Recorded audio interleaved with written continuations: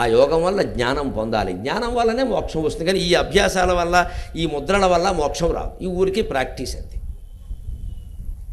పైగా అక్కడ ఈవేళ ఆడ మగ భేదం లేకుండా వయస్సులో ఉన్న వాళ్ళకి నేర్పుతున్నారు. ఇక్కడ ఏ కార్యక్రమాలు జరుగుతాయో మనకు తెలుసు. నేర్పకూడదు అలాగా, అందరికి నేర్పేవారు కాదు పూర్వం. వయసులో ఉన్న పిల్లలు, ఆడపిల్లలు, మగపిల్లలు రకరకాల ప్యాంట్లు వేసేసుకుని వచ్చి అక్కడేమో కిందకి మీదకి ఆసనాలు వేసేస్తే వీళ్ళ బుద్ధులు తిన్నగా ఉంటాయండి. ఇందులో ఎవరైనా జ్ఞానులు ఉన్నారా? అసలు అజ్ఞానులు తప్ప. నిజమైన యోగాభ్యాసం చేసిన వాడికి అభ్యాసం మిగులుతుంది, కానీ నీకు దీనివల్ల ఉపయోగం లేదు. ఎందుకంటే రామకృష్ణ పరమహంస దగ్గరికి యోగాభ్యాసాలు బాగా చేసి అణిమ, మహిమ, గరిమ లాంటి సిద్ధుల్లో సాధన చేసిన ఓ పెద్ద మనిషి వచ్చాట. నేను 12 ఏళ్ళు కష్టపడి హిమాలయాల్లో మంచి యోగ సాధన చేశానండి, దానివల్ల కొన్ని శక్తులు నాకు వచ్చాయి, తర్వాత ఏం చేయాలో తెలుసుకుందుకు మీ దగ్గరికి వచ్చాను అన్నట్టు. సరే, ఇప్పుడు నువ్వు చేసింది ఏమిటో చెప్పమన్నాడు. నేను నీటి మీద నడవగలనండి, ఆ శక్తి సాధించాను అన్నట్టు. వెంటనే పరమహంస నవ్వి, ఎంతకాలం పట్టిందయా అన్నట్టు. 12 ఏళ్ళు పట్టింది అన్నట్టు. పావలా ఇస్తే పొడవవాడు దాటిస్తాడు కదా, దీనికి ఎందుకు 12 ఏళ్ళు వృధా చేసావు అన్నట్టు. ఎందుకంటే నీటి మీద నడవడం, పడవవాడు ఉన్నాడుగా, పావలా ఇస్తే వాడు బతుకు పాడు చేసావు నువ్వు 12 ఏళ్ళు కష్టపడి. వాడు 10 మందిని దాటించి 10 మంది దగ్గర 10 రూపాయలు వసూలు చేసుకుని వాడు బతుకుతుంటే మనం ఇప్పుడు ఈ గొప్ప స్థితి సంపాదించి వాడు బొట్ట కొట్టాం. ఎందుకు నీటి మీద నడవాల్సిన పని ఏమిటి? అదేమన్నా గొప్ప విషయమా? ఇది మనం గొప్ప విషయంగా భావిస్తాం కాబట్టే ఇలాంటివి కొంతమంది రకరకాల ప్రదర్శించి మొత్తం చుట్టూ జనాలు చేర్చుకుంటా. మేము అది చేస్తామండి, ఇది చేస్తామండి, నిప్పుల్లో దూకుతామండి. ఎందుకు దూకడం? సంసారంలో ఉన్న ప్రతివాడు నిప్పుల్లో దూకాడు, అంతకంటే దూకేవాడు వాళ్ళు లేడు ఇక్కడ. నేను ఎక్కడో అవధానం చేస్తుంటే అడిగారు, పెళ్ళైన ఆడవాళ్ళకి మంగళసూత్రం ఉంటుందండి, పెళ్ళైన మగవాళ్ళకి ఏముంటుంది? ఏడు మొహం ఉంటుంది చూసుకో అని చెప్పాను. పైగా మంగళసూత్రం ఒకసారి లోపల వేసుకుంటారు, ఒకసారి బయటకు వేస్తారు. ఏడు మొహం ఎప్పుడు బయటే వేసుకోవాలి, మగాళ్ళ కర్మ, లోపల వేయడానికి లేదు దాన్ని. సభలో కూర్చుని ఎన్ని జోకులు వేసినా నవ్వకుండా ముచ్చు మొహం పెట్టుకున్నానంటే పెళ్ళై 10 ఏళ్ళు ఏందని అర్థం. ఇక వాడిని నవ్వడం, ఆ ముహూర్తం వాడు నవ్వులు ఆరిపోవడానికే. ఇక నవ్వడం అయిపోయింది, ఇంటా నవ్వడం, బయట నవ్వడం. ఏమిటంటే నిప్పుల్లో దూకేది, మనం అంతా నిప్పుల్లోనే దూకామండి, నిప్పుల్లో దూకాము. దీని నుంచి ఏదో మనశ్శాంతం లేకపోతే ఇంతమంది కూర్చోమండి. ఇక్కడ సుఖంగా ఉంటే ఎందుకు కూర్చుంటామండి? మన ఇంటో మనం ఉంటాం. ఏదో ఉంది మనస్సులో, అందరికీ మీకు ఉంది, నాకు ఉంది. చెప్పడం ద్వారా నేను పోగొట్టుకుందామని, వినడం ద్వారా మీరు పోగొట్టుకుందామని ఇక్కడ కూర్చోవాలి. అయితే ఎందుకంటే కూర్చోవడం, నిప్పుల్లో దూకడం ఏంటంటే మనం అంతా నిప్పుల్లో లేవు, ఏమన్నా ప్రశాంతంగా ఉన్నాం ఇక్కడ. అంచేది నిప్పుల్లో దూకడం, నీటి మీద నడవడం ఇవేవి ప్రజ్ఞలుగా. ఇప్పుడు పరమాత్మ అన్నట్టు అమ్మవారి గురించి ఆ సాధన చేస్తే, అమ్మవారు సాక్షాత్కరించాలని సాధన చేస్తే 12 ఏళ్ళలో నీకు హాయిగా కనపడేదయ్యా. ఇవన్నీ వెనకాల వచ్చేవి. ఎందుకు చేసావు ఇవన్నీ? ఎందుకంటే భగవంతుడిని మనస్సులో నిలుపుకోగలిగితే సిద్ధులు అప్రయత్నంగా వస్తాయి. వామన చరిత్ర సాక్షి. అదితి వామనుణ్ణి గర్భంతో ధరించింది. ఆ గర్భిణిని వర్ణిస్తాడు పోతన గారు. గర్భిణి లక్షణాలు చెబుతూనే యోగసిద్ధులు చెబుతాడు విచిత్రంగా. నిలిపెన్ రెప్పల బృందిమన్ విశదిమన్ నేత్రంబులన్ సూచుకంబులనా కాళిమ మేఖలం ద్రఢిమ నెమ్మోమున్ సుధా పాండిమన్ బలిమిన్ సన్నుల శ్రోణి పాళి గరిమన్ మధ్యంబునం బ్రూహిమన్ లలితాత్మన్ లఘిమన్ లలితాత్మన్ లఘిమన్ మహామహిమమేనన్ గర్భదుర్వారయై మహామహిమమేనన్ గర్భదుర్వారయై. నిలిపిన రెప్పల బృందిమన్, ఆవిడకి రెప్పలు దట్టమయ్యాడు. గర్భిణీ స్త్రీకి అలా అవుతాయి. విశదిమన్ నేత్రంబులను, కళ్ళల్లో తెల్ల ఛాయ ఎక్కువగా కనపడుతుంది. కళ్ళల్లో తెల్ల జీరలు, ఎర్ర జీర, నల్ల జీర 3 ఉంటాయి. గర్భిణికి తెల్ల ఛాయ ఎక్కువ కనపడుతుంది. శరీరం కూడా తెల్లగా మారుతుంది, ముఖం ముఖ్యంగా. సూచుకంబులన కాళిమ మేఖలం ద్రఢిమ, మేఖల ఈ వడ్డాణం ధరించే ప్రదేశం దృఢంగా ఉంటుంది. ఎందుకంటే మరి పిల్లాన్ని కనాలి, పిండం అక్కడ ఉంది, పిండం ఇక్కడ ఉండదుగా, ఇక్కడ ఉంది. అక్కడ ఇలా వి ఆకారంలో ఒక ఎముక ఉంటుంది, ఎనాటమీ, స్త్రీ శరీర నిర్మాణం. అందుకే స్త్రీకి కటిభాగం విశాలంగా ఉందని కవులు వర్ణిస్తారు. అదే వ్యామోహాలు కావు, వేరే విషయాలకు బుర్ర లేకుండా మాట్లాడకూడదు. స్త్రీకి కటిభాగంలో ఈ ఎముక ఉంటుంది ఇలా వి ఆకారంలో. పురుషుడికి అదే ఎముక ఇలా ఉంటుంది. అందుకని పురుషుడు సన్నగా ఉంటారు. అలాగే స్త్రీకి కటిభాగం విశాలంగా ఉండాలి, లేకపోతే పిల్లల కన్నానే పనికిరారు. లావు అవుతాం అనకూడదు. కొన్ని లావు అవుతేనే బాగుంటాయి, కొన్ని లావు అవ్వాలి, కొన్ని సన్నం అవ్వాలి. అంటే శరీరం దేనికి పని లేక మొత్తం పైనుంచి కిందికి ప్లాట్ఫారంలో ఉంటే శరీరం ఏమిటి ఇంకా? అందుకని లావే, సన్నమే, ఎత్తే పల్లమే ఏమీ లేకపోతే జీవితమేనా అంతే. ఎత్తులు ఉండాలి, ఫలాలు ఉండాలి, అభివృద్ధి ఉండాలి, క్షీణత ఉండాలి, కాస్త దెబ్బ తినాలి, మళ్ళీ మేలుకోవాలి, అన్నీ ఉండాలి. లేకపోతే జీవితం ఏమిటి? సమానంగా సాగుతుందండి. ఎవరిదైనా అలా ఉండదు. ఎక్కడ శరీరం ఎలా ఉందో జీవితం అలాగే ఉంటుంది. దానికి ప్రకృతి స్త్రీయే ఉదాహరణ. పురుషుడు శరీరం ఉన్నట్టుగా జీవితం ఉండదు, స్త్రీ శరీరం ఉన్నట్టే జీవితం ఉంటుంది. ఎందుకంటే ప్రకృతి స్వరూపం, ప్రకృతి స్త్రీ. ప్రకృతిలో 3 గుణాలు ఉన్నాయి: సత్వగుణం, రజోగుణం, తమోగుణం. స్త్రీ, ఒక అక్షరాన్ని గమనించండి దయచేసి, తెలుగు భాష ఎంత గొప్పదో అర్థమవుతుంది. స్త్రీ సకారం సత్వగుణం, కింద తావత్తు తకారం తమోగుణం, దాని కింద రావత్తు రజోగుణం, ఈకారం ఐం హ్రీం శ్రీం అమ్మవారి బీజాక్షరం. స్త్రీ మొత్తం ప్రకృతి స్వరూపం. ఆ అక్షరం ఎలా ఏర్పడింది? ఇంగ్లీషులో చెప్పండి ఉమెన్, లేడీ, ఏమీ అర్థం లేదు, అక్కడ ఎవరు చెప్పగలిగింది లేదు. ఉమెన్ అంటే దట్ ఈజ్ ఉమెన్, లేడీ అంటే దట్ ఈజ్, ఇంక దేని వ్యుత్పత్తి ఏం లేదు, ఉత్పత్తే. స్త్రీ అలా కాదు, సకారం సత్వగుణం, తకారం తమోగుణం, రకారం రజోగుణం, 3 కలిపిందే స్త్రీ స్వరూపం. ఈ కారం ఏమిటి? ఐం హ్రీం శ్రీం శ్రీమాత్రే నమః అమ్మవారి బీజాక్షరం. ప్రతి స్త్రీ శక్తి స్వరూపిణి. స్త్రీ స్వరూపమే సృష్టి అంతా. పురుషుడు ఆత్మస్వరూపం, దీని వెనకాల ఉన్న ఆత్మస్వరూపం పురుషుడు. స్త్రీ స్వరూపమే శక్తి. మనమంతా స్త్రీలమే. ఈ ఊరికి ఈ చిహ్నాలను బట్టి పురుషులు అనొద్దు, మొత్తం అంతా స్త్రీ స్వరూపం. మీరాబాయి చెప్పింది అదే, కృష్ణుడు ఒక్కడే పురుషుడయ్యా, మనమంతా స్త్రీలమే నీతో సహా అందేవిడ. అందరము స్త్రీ స్వరూపమే, ప్రకృతిలో ఉన్నాము. అంటే దీని నుంచి ఇంకా చేసి దేవుడు ఇంకేమిటి సిద్ధి? అందుకని ఈ మధ్యంబునన్ బ్రహ్మన్, ఆ శరీరంలో ఉన్న లక్షణాలు చూడండి. మేఖలం దృఢమై, ఈ శరీర ఆకారం అలా ఉంటుంది, దృఢత్వం ఉంటుంది. మరి పిండాన్ని భరించడం ఎలాగా?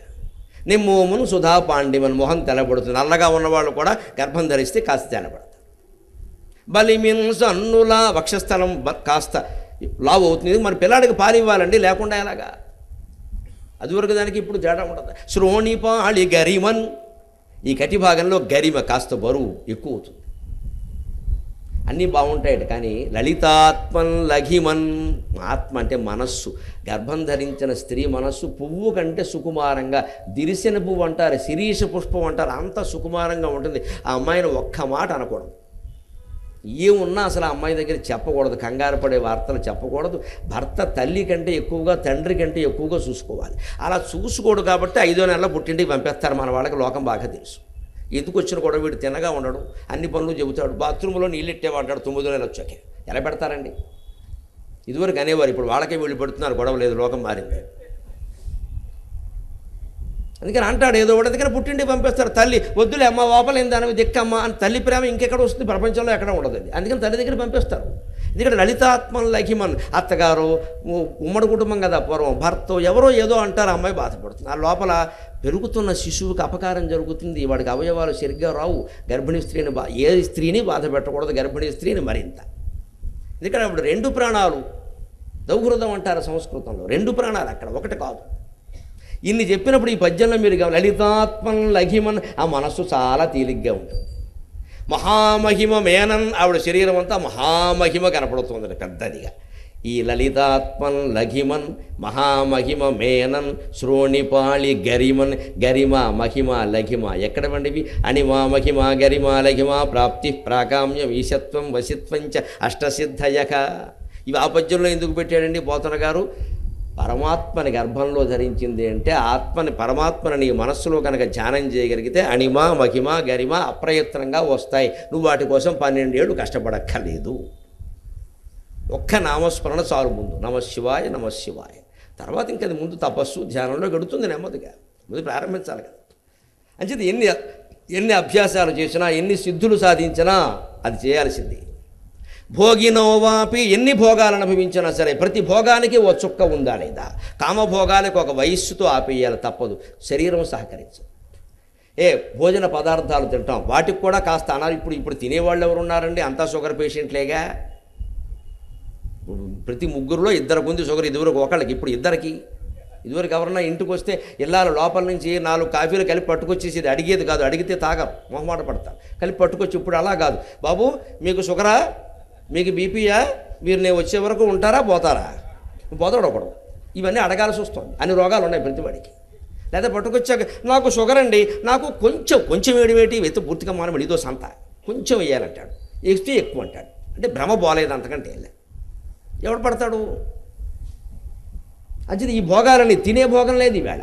కామోపభోగాలు తగ్గిపోయినాయి ఆందోళనల కారణంగా. సాఫ్ట్వేర్ ఉద్యోగస్తులు మహానుభావులు నెలకు 2 లక్షలు సంపాదిస్తున్నారు. అబ్బే దేనికి ఖాళీ లేదు వాళ్ళకి. మంచం మీద కూడా ల్యాప్టాపే, ఇక్కడ కూడా నొక్కుంటూ కూర్చోవడం, మెసేజ్ వర్క్, ప్రాజెక్ట్ అండి. అబ్బే మంచం మీద కూడా ప్రాజెక్టే. మన్మధుడు చెయ్యేలా ఉండాల్సిన మంచం, దంపతుల మంచం ధర్మాసుపత్రి మంచంలో తయారైంది. అక్కడే సెల్ ఫోన్లు, అక్కడే అమృతాంజనం డబ్బా, అక్కడే కళ్ళజోళ్ళు, అక్కడే ఛార్జర్లు, అక్కడే ల్యాప్టాప్లు. ఇంకేం సంసారం నా తలకాయ. ఎందుకంటే 90 ఏళ్ళు ఉన్న పూర్వం వాళ్ళ సంసారాలు బాగుండేవి హాయిగా. వాళ్ళు 70 ఏళ్ళు వచ్చినా సరే ఉయ్యాల బల్ల మీద కూర్చుని ఆవిడ తాంబూలం ఇచ్చేది, ఈయన అప్పుడు కూడా వేలు కొరికేవాళ్ళని చూశాను నేను. మహానుభావం 80 ఏళ్ల వయసులో కూడా ఆవిడ చిలక అందిస్తే వేలు కొరకడం చూశా. ఏ మనుషులంటే వాళ్ళు రా అనుకున్నాను. అది భోగాలు. మనకేమున్నాయి? అంచేత నువ్వు ఎన్ని భోగాలు అనుభవించి ఏ భోగానికైనా చుక్క పెట్టాల్సిందే, తప్పదు. నీ శరీరం సహకరించదు, మనస్సు సహకరించదు, ఆరోగ్యం సహకరించదు. అంచేత మోక్షం ఒకటే జ్ఞాన మార్గం, రెండో మార్గం లేదు. త్యాగినో కొంతమంది రాగి అంటే ఇష్టం అండి. రాగం వేరు, అనురాగం వేరు, బంధం వేరు, అనుబంధం వేరు. దయచేసి గమనించాలి. అనురాగం మంచిది, రాగం మంచిది కాదు. అనుబంధం మంచిది, బంధం మంచిది కాదు. కుటుంబ సంబంధాలు సహా సమస్తం అనుబంధాలు, బంధాలు కాకూడదు. పిహెచ్డీ చేసిన వాళ్ళ పుస్తకాలు చూడండి, అనుబంధం అని ఉంటుంది. అసలు బంధం చదువుతారు, అనుబంధం ఎవడు చదువుతాడు? అసలు బంధమే చదివేవాళ్ళు లేడు ఇవాళ. ఆ అనుబంధం అంటే ఏమిటంటే దానికి ఏదో ఉపయుక్త గ్రంథసూచి, దానికి సంబంధించిన విషయాలు, ఇతర విషయాలు అవి చదివితే చదువుతారు, లేతలేదు. కుటుంబంలో మనకు ఉండే బంధాలన్నీ అనుబంధాలు కావాలి, ఏది మెడకి బంధం కాకూడదు. అది అనుబంధం. 18 ఏళ్ళు కాగానే వెళ్ళిపోతుందో బంధం, 20 ఏళ్ళు కాగానే వెళ్ళిపోతుందో బంధం. అసలు మనిషికి 25 ఏళ్ళు వచ్చే వరకు భార్య లేదా భర్త అనే బంధం రానేలేదు. అనుబంధం కాకపోతే బంధం ఎలా అవుతుందంటే మనం చేసుకున్నాం బంధం దాన్ని. మంచిది. ఇవన్నీ అనుబంధాలు. కొన్ని మధ్యలో వచ్చాయి, కొన్ని మధ్యలో పోతున్నాయి, కొన్ని మొదట్లో వచ్చాయి, కొన్ని చివరిలో పోతున్నాయి. అన్నీ మనం తెచ్చుకున్న అనుబంధాలే. పుట్టినప్పుడు ఏ బంధం లేదు మనకు. ఉయ్యాల్లో పిల్లవాడిని అడిగితే ఏం చెప్పడు, వాడు నవ్వుతాడు. తర్వాత అమ్మ వస్తే అస్తమానం కనపడుతుంటే అమ్మా అమ్మ అనగానే వాడు ఆహో ఇవ్వడమ్మా అనుకుని నేర్చుకున్నాడు. ఎంత ఎక్కడి నుంచి వచ్చింది. తర్వాత అమ్మ కొండకొచ్చో ఓ పెద్ద మనిషిని చూపించి మీ నాన్నరా, ఇదివరకు నాన్న అనేవారు, ఇప్పుడు డాడీ అదో మాట నేర్పారు కొత్తగా. అంటే ఓహో వీడా డాడీ అనుకున్నాడు ఆయన. వీడిని డాడీ అనాలన్నమాట. నా కర్మగాలి రేపటి నుంచి. ఇంకోటి ఎవడో తీసుకొచ్చి వరే మీ అన్నయ్యరా నిన్ను చూహో మనకంటే ముందు పుట్టాడు, 2 ఎకరాలు అటైపోయాయి, మనకేముంది ఇంకా అంటే అంతే కదా. ఈ అన్న ఎవరో తండ్రి ఎవరో తల్లి చెప్పకపోతే మనకేం తెలుసునండి. ఇవన్నీ అనుబంధాలు. మళ్ళీ ఉంటున్నాయా, వెళ్ళిపోతాయి. అంచేది ఈ రాగం అంటే ఇష్టం, నువ్వు ఇష్టపడుతున్నావే అది అంతే. దాన్ని అనురాగం చేసుకో, రాగం కాదు. అందరినీ ప్రేమించాలి, ఎవరి యందు ఆసక్తి ఉండకూడదు. ఇది వేదాంతానికి మూల సూత్రం. అందరినీ ప్రేమించు, ఎవరి యందు ఆసక్తి చూపించకు. దేని యందు మనకు ఆసక్తి ఉండకూడదు. ప్రేమించడం వేరు, అందరినీ ప్రేమిస్తాం. నాకు ఇది ఆసక్తి అన్ని ఆసక్తులు వదులుకోవలసిందే చివరికి, తప్పదు. ఎన్నున్నా సరే ఆసక్తి వదులుకోవలసిందే చివరికి, అంతే మార్గం, ఇంకో మార్గం లేదు. అంతే. అలాగే త్యాగినోపి, ఇది మంచిదే, త్యాగం మంచిదే. కానీ త్యాగం చేసిన వాళ్ళను కూడా మీరు గమనిస్తే, నేను ఇన్ని త్యాగాలు చేశాను, ఈ రోజుల్లో ఎవరు చేశారు, స్వాతంత్రం కోసం మేము ఎంత కష్టపడ్డాం, ఈ వీళ్ళకి కూడా ఈ మొత్తం తాను కాదు కష్టపడిందన్న ఏకాత్మ భావన లేకపోతే త్యాగినోవాపి, ఆ త్యాగాలు కూడా స్వార్థమే అవుతాయి. నా కుటుంబం కోసం నేను ఎన్ని చేసామండి. ఒక పెద్ద ఆయన అంటూ, మా చిన్నతనంలోనండి 10 మైళ్ళు నడిచెళ్ళి చదువుకున్నామండి. ఇప్పుడు వాళ్ళకి ఏం తెలుసండి, ఇప్పుడు వాళ్ళ కష్టాలు ఎప్పటికున్నాయి. నువ్వు 10 మైళ్ళు నడిచెళ్ళి చదువుకోవచ్చు. వీడిప్పుడు టెక్నో స్కూల్లోనూ 4వ అంతస్తులోనూ చిన్న గదిలోనూ చిన్న కిటికీ కూడా లేని చోట వాడు ఒకే బల్లలో ఒకే చోట 9 గంటలు కూర్చుంటున్నాడు. ఈ నరకం కంటే అదే చాలా నయం. నేను చదువుకున్నాను, 4 మైళ్ళు వెళ్ళాను, 4 మైళ్ళు వచ్చాను. కానీ నాకు ఈ కష్టం చూస్తే నేను చాలా అదృష్టవంతుడు అనిపించింది. ఎందుకంటే హాయిగా కాలువ గట్టు, తాడేపల్లిగూడెం దగ్గర వెంకయ్య కాలువ అని ఉంది మా ఊరు దగ్గర. కాలువ గట్టు శుభ్రంగా, హాయిగా పైరగాలి శుభ్రంగా, చెట్లు చేమలు పులకింపగా ప్రకృతి మంత్రము పిట్టలు పాడుచుండ, అటువంటి దారిలో వెళ్ళాను నేను హాయిగా. చెట్లు చేమలు పులకింపగా ప్రకృతి మంత్రము పిట్టలు పాడుచుండ, నిష్కలుష మహాపదమ్ములను సాగగా పెట్టియు పుట్టగావలెన్. నిష్కలుష మహాపదమ్ములను సాగగా పెట్టియు పుట్టగావలెన్. 6వ తరగతి నుంచి 10వ తరగతి వరకు సుమారు 5-6 ఏళ్ల పాటు భుజాన సంచి ఉన్నా. అప్పుడు ఇన్ని పుస్తకాలు కూడా లేవో, 2, 3 ఉండేవి. అది హాయిగా మోసుకొని కాలావ గట్టమటి పెడితే మధ్యలో ఊరికే పెడతాం. చింతకాయలు తిన్నాం, నేరేడుకాయలు తిన్నాం, వాళ్ళ చేత దెబ్బలు తిన్నాం, అన్నీ తినింటికి వెళ్ళాం. ఈ ఆనందం ఇప్పుడు పిల్లలకి ఎక్కడది? వీళ్ళు ఇక్కడ ఒకే చోట కూర్చొని కదలకుండా వేడెక్కిపోతున్నాయి సర్వాంగాలు. ఇక్కడ కదలడానికి లేదు. పైగా నువ్వు అలా ఉండాలి మళ్ళీ పైనుంచి షంటింగ్ ఒకటి ఇక్కడ. అంటే ఈ కష్టం వాళ్ళకు ఉందండి. పూర్వం వాళ్ళకి ఎందుకని కష్టపడ్డామన్నది, అందరూ కష్టపడ్డారు. ఇప్పుడు వాళ్ళ కష్టం వేరుగా ఉంది, వాళ్ళు కష్టపడుతున్నారు.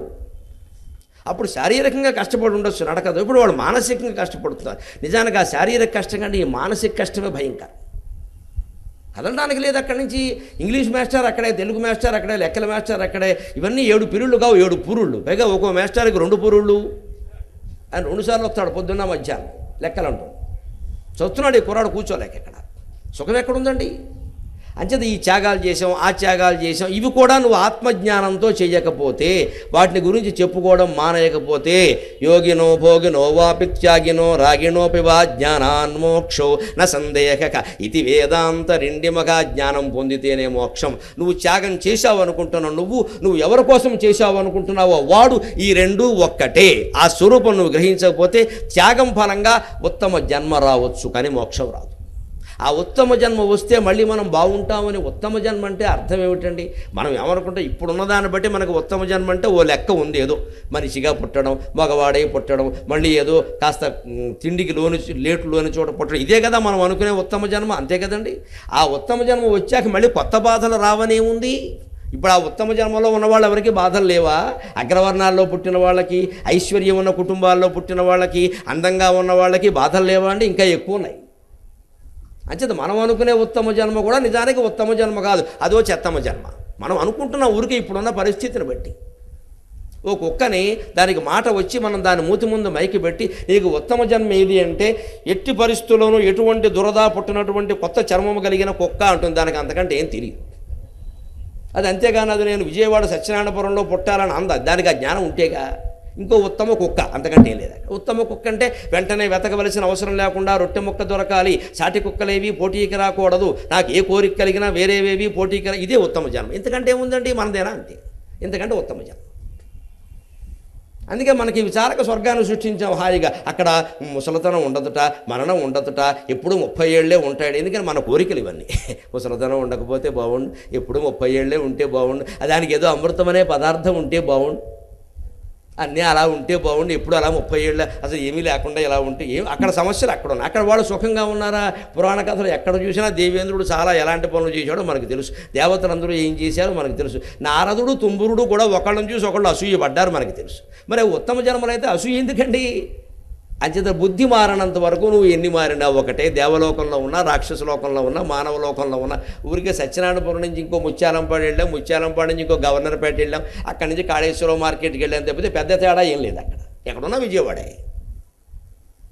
అంచేత త్యాగినో వాపి, నువ్వు ఉత్తమ జన్మ కోరుకున్నా అంతే.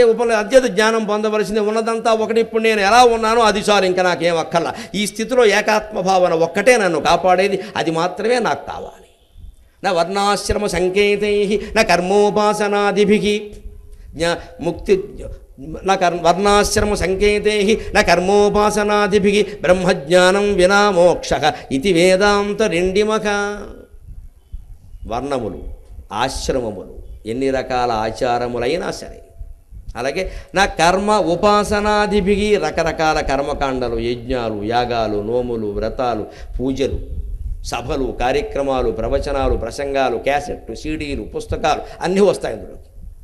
ఉపాసనాదిభిగి రకరకాల ఉపాసనలు, యోగాలు ఏవైనా సరే. నాకు దుర్గోపాసన అండి, నాకు ఆంజనేయుడు ఉపాసన అండి, నాకు రాముల వారు ఉపాసన అండి, నాకు కనకదుర్గ, ఏది నువ్వు ఏం చేసినా సరే. నా వర్ణాశ్రమ సంకేతై నా కర్మోపాసనాదిభిః బ్రహ్మజ్ఞానం వినా మోక్షః ఇది వేదాంత రెండిమక. ఒక బ్రాహ్మణుడుగానో మరొకడుగానో జన్మ ఎత్తినంత మాత్రాన మోక్షం లేదు. అబద్ధాలు చెప్పొద్దు. బ్రాహ్మణ జన్మతో మోక్షం అని ఎక్కడా చెప్పాలా. పైగా మోక్షం పొందాలంటే బ్రాహ్మణ జన్మ పొంది తీరాలని కూడా ఎక్కడ లేదు. అలా ఎక్కడా లేదండి. మనం ప్రచారం చేస్తున్నాం ఎందుకంటే మనం బ్రాహ్మణం అంతే. అది ఇంకోడా మాట ఎందుకంటే వాడు అది కాదు కాబట్టి వాడు ఒప్పుకోవడం విషయం. ఈ భావన మనం మర్చిపోలేకపోతే దేనికి కులాలండి. అలా ఎక్కడా లేదే. రమణ మహర్షి ఆశ్రమంలో కావ్యకంఠ గణపతి ముని ఉన్నారు, అందరికీ తెలుసు. ఆయన దర్శించడానికి సర్వేపల్లి రాధాకృష్ణన్ వెళ్ళాడు.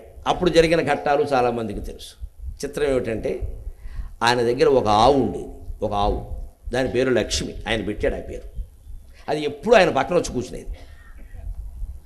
ఆవు వచ్చింది, లక్ష్మి కూర్చోవే అనేవాడు ఆయన ఆవుని. ఓ రోజు ఆవిడ ఎవరో ఒక జీడిపప్పు పొట్లం పట్టుకొచ్చింది స్వామివారికి ఇవ్వడానికి. మనం అయిన వాళ్ళని మనం పాడు చేస్తాంగా గట్టిగా. ఆయన నేనేమి తిన్నమోరు అంటే జీడిపప్పు ఇస్తాను. పట్టుకొస్తే ఆయన ఏమిటిది అన్నాడు. ఆయన నేనేదో భక్తితో తెచ్చాను నా కోసం. సరే పాపం ఏడుస్తుందేమో తీసుకురా. ఆ జీడిపప్పు ఆవుకు పెట్టేశాడు ఆయన. ఆవు తింటుంది. మీరు తింటారని తెచ్చారంది, తింటున్నది నేనే వెర్రిమోహమా అన్నాడు ఆయన. అది రమణ మహర్షికి మనిషికి తేడా. తింటున్నది నేనే, ఏమిటి ఆలోచిస్తున్నాం అది ఆవు అంటే ఈవిడికి భేదబుద్ధి పోలా, ఇప్పుడు ఈయన తినాలి. అటువంటిప్పుడు ఎందుకండి ఇవ్వడం? ఆయన మహాజ్ఞాని, ఆయన జీడిపప్పు తింటే మనకేదో ఇంకో పప్పు వస్తుంది. ఇక్కడ పుణ్యం, పుణ్యం పరమార్థం అంటే ఆయన నుంచి జ్ఞానం అలా షాక్ వచ్చినట్టుగా మనకు వచ్చేయాలి. మనం కష్టపడద్దు, మనం అంతే చూసి అది దర్శిస్తే చాలట, ఇక్కడికి ఎడితే చాలట, అక్కడ చుట్టూ తిరిగితే చాలట, అసలు జ్ఞానం ఉన్నవాళ్ళని చూస్తే చాలట. ఏమిటి చూస్తే ఏమిటవుతుంది? మళ్ళీ ఈ మాటలు మాట్లాడే వాళ్ళు మీరు అన్నం చూస్తే చాలట, తినక్కర్లేదని చెప్పండి, శుభ్రంగా తినేస్తున్నారు. చూస్తే అన్నం పెట్టుకో తినకో. జ్ఞానం ఉన్నవాడు చూస్తే మనకేం వస్తుందంటే ఏమీ రాదు, పైగా మమ్మల్ని చూడడం వల్ల మీకేం వస్తుందో మాకు తెలియదు, కానీ ఇంతమందిని చూడడం వల్ల మాకు అహంకారం వస్తుంది. అబ్బా నా ప్రసంగం ఎంతమంది విన్నారు, అటు కూర్చున్నారు, ఇటు కూర్చున్నారు, అక్కడ కూర్చున్నారు, ఈ వీళ్ళందరికంటే ఆయన ముఖ్యమని నాకు అనిపించట్లా, మీరందరూ ముఖ్యం నాకు. ఇంకో చోట కడతారు రేపు పొద్దున్న విజయవాడ బదులు విశాఖపట్నం, అక్కడ ఇంతమంది రాలేదనుకో, ఏమిటో సరిగ్గా ఆర్గనైజ్ చేయలేదండి అని మాలిపెడతాం. వచ్చేసిందిగా, ఇంకెందుకు ప్రవచనం? మీరు నన్ను చూడడం వల్ల, నేను జ్ఞాన్ని అనుకోవడం వల్ల మీకేం వస్తుందో నాకు తెలియదు, నాకు మాత్రం అహంకారం వచ్చింది. ఇక్కడ ఏదో సంభావన ఇచ్చారు, అంతా ఇంకొక చోట ఇవ్వకపోతే సరిగ్గా చూడరండి కొంతమంది, అవి వచ్చేసింది వెంటనే, అయిపోయింది. ఇంకెందుకు ఈ జ్ఞానం? చెప్పింది వేదాంతం నిండి పని లేక. ఇది ఆత్మవిమర్శ చేసుకుంటే కానీ కుదరదండి, నిక్కచ్చిగా ఉండాల్సిందే. ఇక్కడ ఈ జనం కానీ, మీరు నన్ను చూడడం కానీ, నేను మిమ్మల్ని చూడడం ఏం కుదిరేది కాదు. అందరం కలిసి చూడాల్సింది ఆ అభయాంజనేయ స్వామి. ఆయన చూపు మన మీద ఉందా లేదా అదే ముఖ్యం. లేనప్పుడు ఎంతమంది చూపు ఎంతమంది మీద ఉన్నా ఒకటే. అది వ్యామోహాలకో అహంకారాలకో దాసోహాలకో దారి తీస్తుంది, కానీ ఆంజనేయ స్వామి యొక్క మహాయోగ స్థితిని మనకి ఇవ్వలేదు అది. అందుకని నువ్వు వర్ణములు, ఆశ్రమములు, ధర్మములు ఎన్నైనా పెట్టు. అబ్బాయి ఈ నామం పెడితే చాలండి, అడ్డబొట్టు పెడితే చాలండి, ఇక్కడ పెడితే చాలండి, దీనికి 18 స్థానాలండి. శరీరంలో ఒక స్థానం గొప్పది, ఒక స్థానం చిన్నది ఉంటుందండి మన అజ్ఞానం. కానీ ఇవన్నీ బాగా ఒంటి నిండా పెరుచుకొని భయంకరంగా కనపడుతున్నాం మనుషులు. అసలు చూడాలంటే భయంగా ఉంది, చూడాలంటే భయం వేసి ఏమిటి ఇవన్నీ ఒంటి నిండా ఎన్ని నామాలు అవసరమా, ఇంత అవసరమా జ్ఞానానికి? ఏమిటంటే మత చిహ్నాలు, లేకపోతే మాకు ఫలానా స్వామివారు పెట్టారండి, ఆయన జ్ఞానం ఇచ్చాడా? లేదు, ఓ ముద్ర వేశాడు, ఆ ముద్ర పట్టు కూర్చున్నాం మనం, దీంతోనే వచ్చేస్తున్నాం. శంకరాచార్య స్పష్టంగా చెబుతున్నారు, బద్దలు కొట్టడమే శంకరాచార్యకి తెలుసు, ముద్దెట్టుకుని చెప్పడం తెలియదు. వేదాంతం అలాగే ఉంటుంది. నా వర్ణాశ్రమ సంకేతే, నీ కులం వల్ల కానీ, నీ ఆశ్రమ ధర్మాల వల్ల కానీ, నా కర్మోపాసనాదికి, నీ కర్మకాండాల వల్ల కానీ, యజ్ఞములు యాగములు ఎన్ని చెయ్యి, బాగా పెరిగాయి ఈ మధ్యన యజ్ఞాలు యాగాలు మీరు చూస్తున్నారు బాగా. శత చండీ సహిత, సహస్ర రుద్ర సహిత, అదేమిటి లక్ష గణపతి సహిత, కోటి విష్ణు సహిత, చిత్తశుద్ధి రహిత యాగం అన్నీ సహితమే. శుభ్రంగా కోట్ల కొద్దీ సందాలు వసూలు చేయడం బ్రహ్మాండంగా. 12 పాకలు. అసలు కూర్చునే వాళ్ళ వేషం చూస్తే వాళ్ళ యజ్ఞానికి యోగ్యులో కాదు తెలిసిపోతుంది. కూర్చునే వాళ్ళు కట్టుకున్న బట్టలు వేషాలు చాలు, అక్కడ ఇంకేం అక్కర్లేదు. జరుగుతున్న విధానం చాలు, ఈ జరుగుతున్న హడావుడి చాలు. అందుకని నువ్వు వర్ణములు, ఆశ్రమములు, కర్మములు, ఉపాసనలు నువ్వు ఎన్ని జై, కుదిరే పని లేదు. బ్రహ్మజ్ఞానం వినా మోక్ష, ఉన్నదంతా ఒక్కటే, అది పరబ్రహ్మ పదార్థమే, అందులోనే ఇవన్నీ భాగాలు, ఇదంతా ఒకటే శరీరం, అది శ్రీ మహావిష్ణువు శరీరం తప్పితే నా శరీరం కాదు. అందులో మనమంతా భాగాలు అన్నాక చెయ్యి కాలుకు అపకారం మన చెయ్యి మన కాలుకు అపకారం చేయనట్టే, మన నోరు మన వేలికి అపకారం చేయనట్టే, శ్రీ మహావిష్ణువు శరీరంలో భాగమైన ఈ విశ్వంలో ఏ శక్తి మనకు అపకారం చెయ్యలేదు. అప్పుడు నిశ్చింతగా నిర్భయంగా ఉంటావా ఉండవా? ఇది వేదాంత డిండిమఖ.